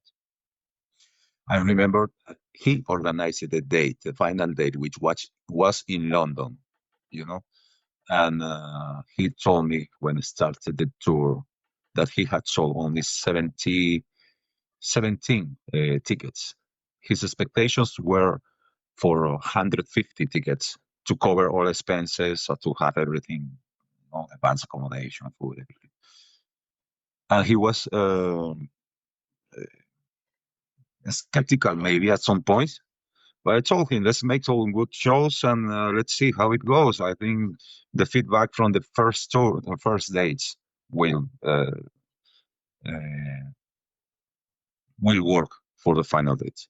And actually, there were more than 200 peoples, 200 bangers at the show in London. Really, a lot of people.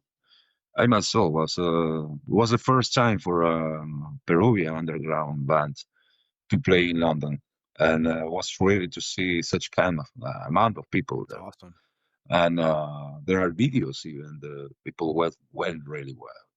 And there were people from bands like Miasma, from Melissa, from Adori, or were there present, and they all were widely banging. There was also Roland Cohen, who had played, by then he was playing, I think, in Destroyer 666. Now he's playing Adori also. There was a good crowd. It's London, UK has seen everything, It was really amazing to see that they appreciated the South American raw sound. And he saw that and he told me, go back and start to work in serious studio work and make something good, and you will be welcomed. And it really worked. We are now trying to focus more in the band, make it the best we can. And we did this Fuck Christ album. The cover was made, it's an old drawing from Kramer, anti-Christian Kramer Yeah, from the Antichrist. United Yeah. States. Yeah. He actually has artwork in the museum over in Hollywood. Believe it or not, at the Museum of Death. Well, Yeah, he's done art for Goat Penis. yeah. But this was when he had a scene in the late 90s, he sent me an interview and he used it to send me some drawings he did. And when I saw that drawing, which is now the cover of For Christ's Sake, and I see that drawing, I said, at some point this might be useful for watching. And I remember that after all this time, I get back in contact with Kramer because we lost contact at some point. And I got his contact, and I told him, I took a picture of that. It was a letter from 1999. I took you sent me this drawing in 1999. Did you use this artwork for some release or something? So I had forgotten about that drawing. Never used it. So is it There you possible go. to make it to use it for the next Godzilla release? Would be killer. I would make some drawing. Was very enthusiastic for that. That was it's part of the history of that release. Also, we didn't have a proper picture session for the band, so we used also some pictures that our friend Christopher de Serna, Necros Horns, took of us in Stockholm when we played our first gig with Massacre. Really good pictures. It's really, really great making pictures of live bands. And the rest, we wanted to make this release as to have something released with Avengers, and the other make a license for Europe. And still, we didn't have idea of which level would be interested in Europe. I think some will be, but we didn't ask for it yet. We wanted to first talk with Chase. So I told Chase that we had this material. Listen to it. I hope you like it. He liked it very much.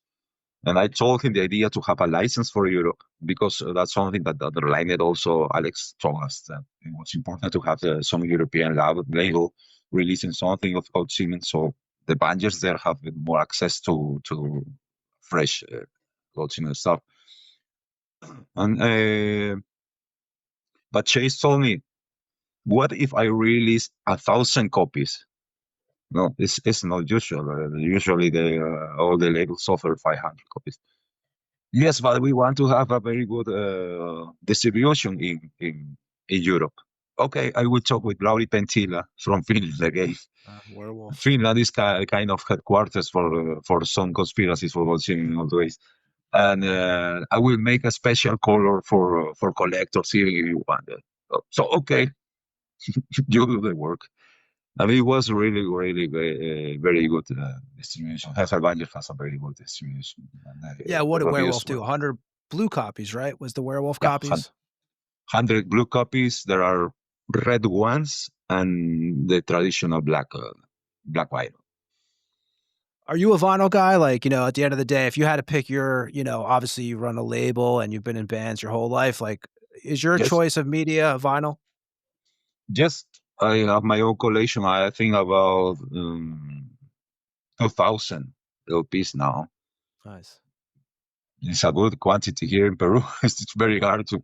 And in the last tour, I was the rest of the band was angry with me because we had to help me to carry this up to Peru. Help me carry these Almost records, 100 please. vinyl, almost 100 vinyls in the last tour I brought to Lima. But they are cheaper to get there. There are some titles that are hard to get in Peru easily. And there are places where you can find in Stockholm, no, in Gothenburg, I got a pair of record shops where I bought some stuff. Also to Mr. Michael Benner, I bought some LPs to him also. And, You have to, he's, yeah.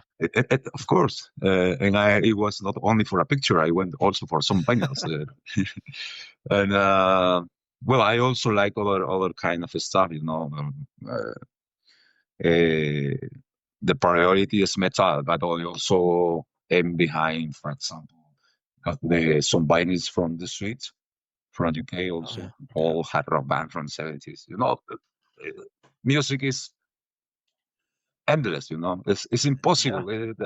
Every week And I listen to a new band, I want to hand vinyls off, And don't you agree that you just can't listen to one? Like, I mean, obviously, I listen to mostly metal and rock, but you can't just listen to one thing 24/7. You got to mix it up a little bit. You're born the same year as me, so like Yeah. we grew up towards a lot of like great rock bands and stuff like that. Yes. So I mean, it's how do you, as I get older, I even find myself going back and listening to some bands that I maybe didn't even like when I was like 13 or 12 that now I appreciate so much. Have you found that too? Yes, it happens, and it also there is a fact that, for example, and that's something that maybe you don't notice because you have more stuff, as I told you earlier. Maybe in Europe, even here in South America, when I've been in Chile, I happened to listen somewhere near the room where we stayed. Somebody putting, let's say, Asset, then Ewan Marston, then Ray Ripper, then I don't know, Grey Deer. And I asked the guy, who is playing that music? What a good taste. No, it's the radio. That is impossible in Peru. It never happens. And that's something that it happens, for example, in Europe or maybe in the United States. You have this availability to find out more bands more easily. And you can imagine in a country like Peru where you could not get original albums when there is absolutely no support to metal or rock now. Yeah. It's that's why when we go to places like Germany or Denmark or Sweden, I go to local shops and I see LPs of Cream, for example, for maybe 8 or 9 euros. Come here, an LP Yeah. of Cream here in Peru, it will cost no less than $30 or maybe $25. And Disraeli Uh, Gares is a great record. I mean, yeah, so yeah. so and those are original presses, not our princesses, original presses. I have found rainbows, rainbows. Se me fue el nombre. Well, some rainbow LP of original UK press in Denmark in the last trip. That's something that in Peru is one eye of the it's very expensive. It's rare to find. And yes, it's a taste. I always looking for new bands. Let's say new bands because it's new for us, but maybe Yeah. I found some bands. Like, for example, not a decade ago, just discovered Antonius Rex from Italy, who is the guitarist of Dracula, and that's a stuff that we shared this kind of like for some more obscure rock with Erick Blanco from Infernal Course. When I did the gift for him for Infernal Course, he stayed at my house and I had my vinyl collection. Okay, you listen to this band, you listen to this band. In Argentina, there is also a very good rock scene in the 70s. And I found out some stuff like that. And every time you talk with another guy from another country, and you start to discover more and more and more bands, it's endless. Well, I agree, and I think as you get older, your mind kinda opens up a little bit more too to, like, like a lot of the old '70s stuff and everything. Um, 2025, you guys do a split with, Tormentor, which we mentioned out of Brazil, comes out on, Nuclear War Now Productions, Yes. 5 tracks. Then you guys do a split with Impurity on Wolf Cult Religion out of the Netherlands, 150 copies. And then, we talked about the summer tour you guys did. And also you guys been using a live bassist, Giovanni Lama, who also plays with the band now. Yeah. That's the one, as I told you, this was a very old friend because I've been supporting Epilepsia. His trash band is one of the oldest trash bands from here, from Peru. And old school trash band. And he's been always supporting each other. We've been Epilepsia supporting Golcine supporting Epilepsia. Even Wahan played guitars for a pair of years, 1 or 2 years in Epilepsia. And he had this luck that they opened it for Slayer, and the only time they came to Peru. And Epilepsia opened it for Slayer, and Wahan was in the lineup that shared the stage with him. He has a picture there with nice. the guys. I was invited on backstage, but only the bands could gather with Slayer. No, they invited those invited by the band. But there has been always this kind of support. No, we are very few, and the bands who have been constantly struggling in this scene are few. But I also needed a very good musician, let's say, because Giovanni is a guitarist. He is also a sound engineer, and he has this availability of time is very important when you plan to make a 6-week tour, And I told him if he could join Lord Semen. Okay, a very good friend. He was very happy with it. But yes, that's why he's Hell Thrasher. No? The Thrasher. It's originally a Thrasher that is now supporting us in bass. Yes. Awesome. Practically, he You got- replaced the Headfather. We talked about with Evil Dam, you guys have new stuff coming out. So with Yes. Goat Semen now, are you guys? So I know, like, obviously, it's like one full length out right now, but are you guys planning on like writing more music now for Goat Semen and putting out another full length? Are you guys going to keep on to the old, the EP and the Yes. split? Indeed, we have been already composing stuff for the album. There are 3 or 4 songs already finished, and now Wahan returns to Lima because he's now in the United States visiting some family. We will keep on composing and finish the stuff. The plan is to record the album by the end of the year, and also compose the stuff for a split. Let's see how it goes. We have talked with Witchcraft from Finland to make a split and maybe to release it in Nuclear War Now, hopefully. We have talked with Nuclear War Now with Yosuke and Chase. Don't be jealous. We can work with our levels. But that would one, so why not? And they agree. They support each other, so I think there's a problem. And the album will be out in Carter Bangers, and we have this split also will be out in Nuclear War Now. I think. Was really great to see the split with Tormentador also in Nuclear War Now. It's also very good label also in contact for many years now, and it's our first release to Nuclear War now. Is there a band that obviously a band that you really want to do a split with? Like, I know there's, obviously you got like bands like None Slaughter out of the States and stuff who put out a shitload of material, a shitload of splits and stuff. Is there any band that you're like, obviously we can all say Slayer and Black Sabbath, yeah, but I mean, like, is there like, I mean, that's the obvious, but is there a band that you really want to do a split with that's actually still around? I was thinking, it's kind of dream, but the Erick would be, and I think it's just a kind of dream on nightmare, but blasphemy. But Yeah. I think blasphemy is not eager to compose new stuff. To be honest, there are a lot of bands who have been supporting us during these years, who have been close to us. Bloody Vengeance in Germany, Black Witchery during the early days were also very supportive. The guys of Ovations have been once in a while very, very close contact also. There are many. And I happen to know the guy of Catharsis also in the tour. I didn't know that he was also a fanatic of Gold Semen in Germany. But it's also a really great band. There's a lot of possibilities, man. There's a lot of possibilities out but there. Let's see. But we are happy now that we have talked with the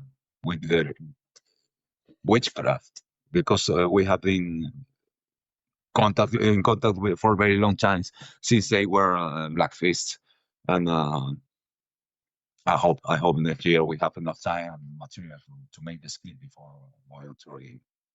That'd be awesome. And how about the label? Anything new going on with the label that you want to say?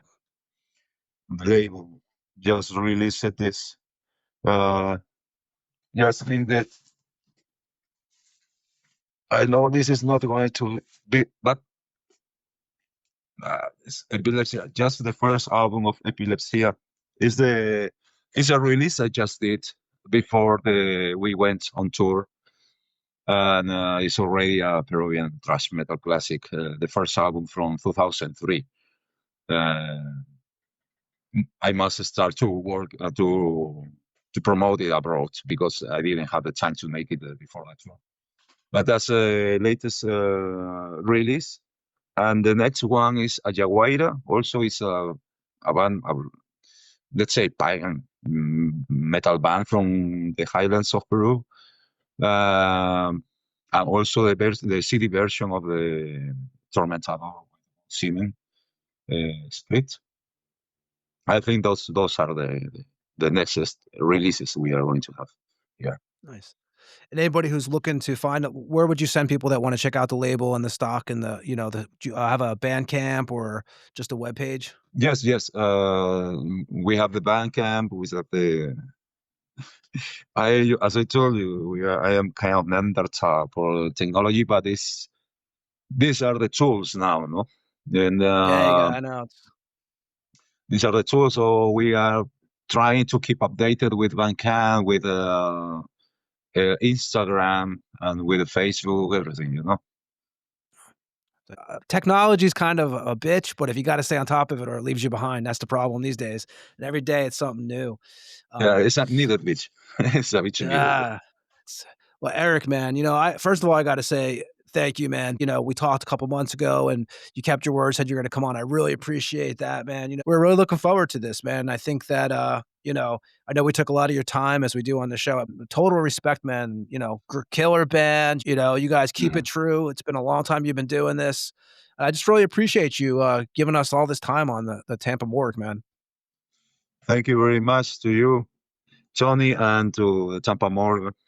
I really appreciate always. We are basically fanatics of metal, and I appreciate very much the enthusiasm when I see it coming like we are used to be when we go a gig also. And still, even today, after 25 years with the band, I can't believe it. I just I'm still waiting for, I don't know, King Diamond to come to Lima to see the show in my hometown, But now I've been in Denmark playing in the same festival, the same Venom and Tan, It's something that I myself could not believe today. But I think that there is so much work that gives its own it pop us with the things like these festivals and the tour and the people and the enthusiasm that we see when they come to the shows. I appreciate it very much. Thank you very much. You haven't played Lithuania yet, have you? Where? You haven't been to Lithuania yet? Lithuania, no, not yet. It's a beautiful country, Yes. I can imagine it. Let's see, because every time we go, there are more people coming. There was a guy in Croatia. In Creta. How is it in English? Crete. The island in the middle of the Mediterranean, in front of Greece. And there are people in Greece also that tell us to come. There are people from the most unsuspected places that say, come to our country and play there. You will have a full house. But let's see. Let's see. It all depends too much on the booking agency. I will tell him, for this tour, he was skeptical. He told me maybe we get 12 or 15 dates. And after some weeks, he came to us and told, can you stay 5 weeks in Europe? Well, if you guys come here, let me know, man. I can help out I can lead your agent to we have a club here called Lemmy's, which is the local metal club. It's actually where Anal Vomit played this year, and all the Profanatic is going to play here in October. Oh, great, it is the place where most of the bands come. So yeah, we'll keep in touch. And Eric, great, I cannot thank you enough, man. Thank you enough. Thank you very much also, Tony. Yeah, and we're going to say goodbye to you in a minute, but everybody else, we're going to play some Goat Semen on the way out. We're going to play Midnight Worship from the Fuck Christ EP from 2024 on Hell's Headbangers. And Eric, again, I'll say goodbye to you in a minute. Okay, thank you very much. Goodbye and stay die hard. Stay brutal, bro. Yes. There you go. And this is Goat Semen with Midnight Worship from the Fuck Christ EP 2024. And we'll be back on the Tampa Morgue after this track.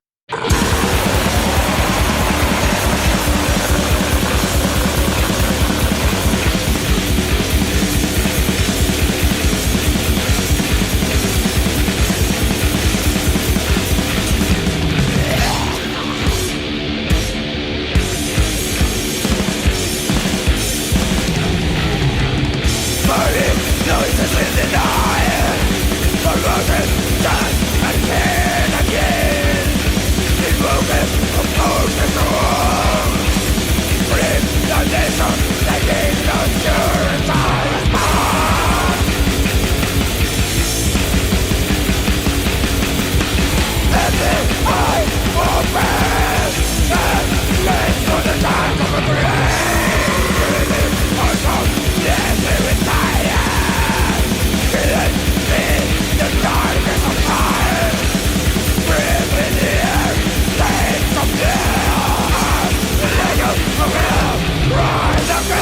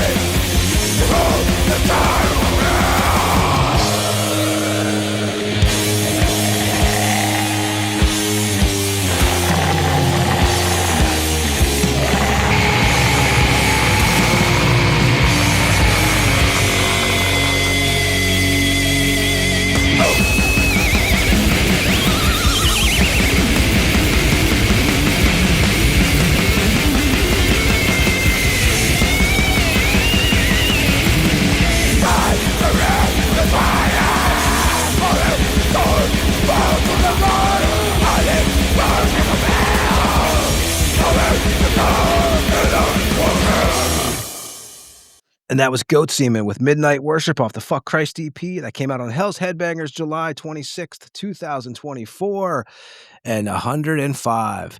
We want to thank Erick from Goat Semen for hanging out tonight. You know, that was a almost 3-hour interview, man, but really cool guy, and it was cool to pick his brain, man. You do not see many Goat Semen interviews out there.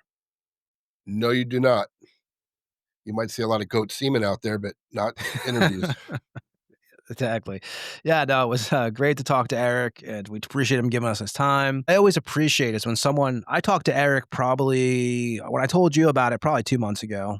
And when they tell you, hey, man, right when I get back on tour, we're going to do this, and they keep to their word, that's fucking awesome because it's not always like that in the music industry or music business, whatever you want to call it.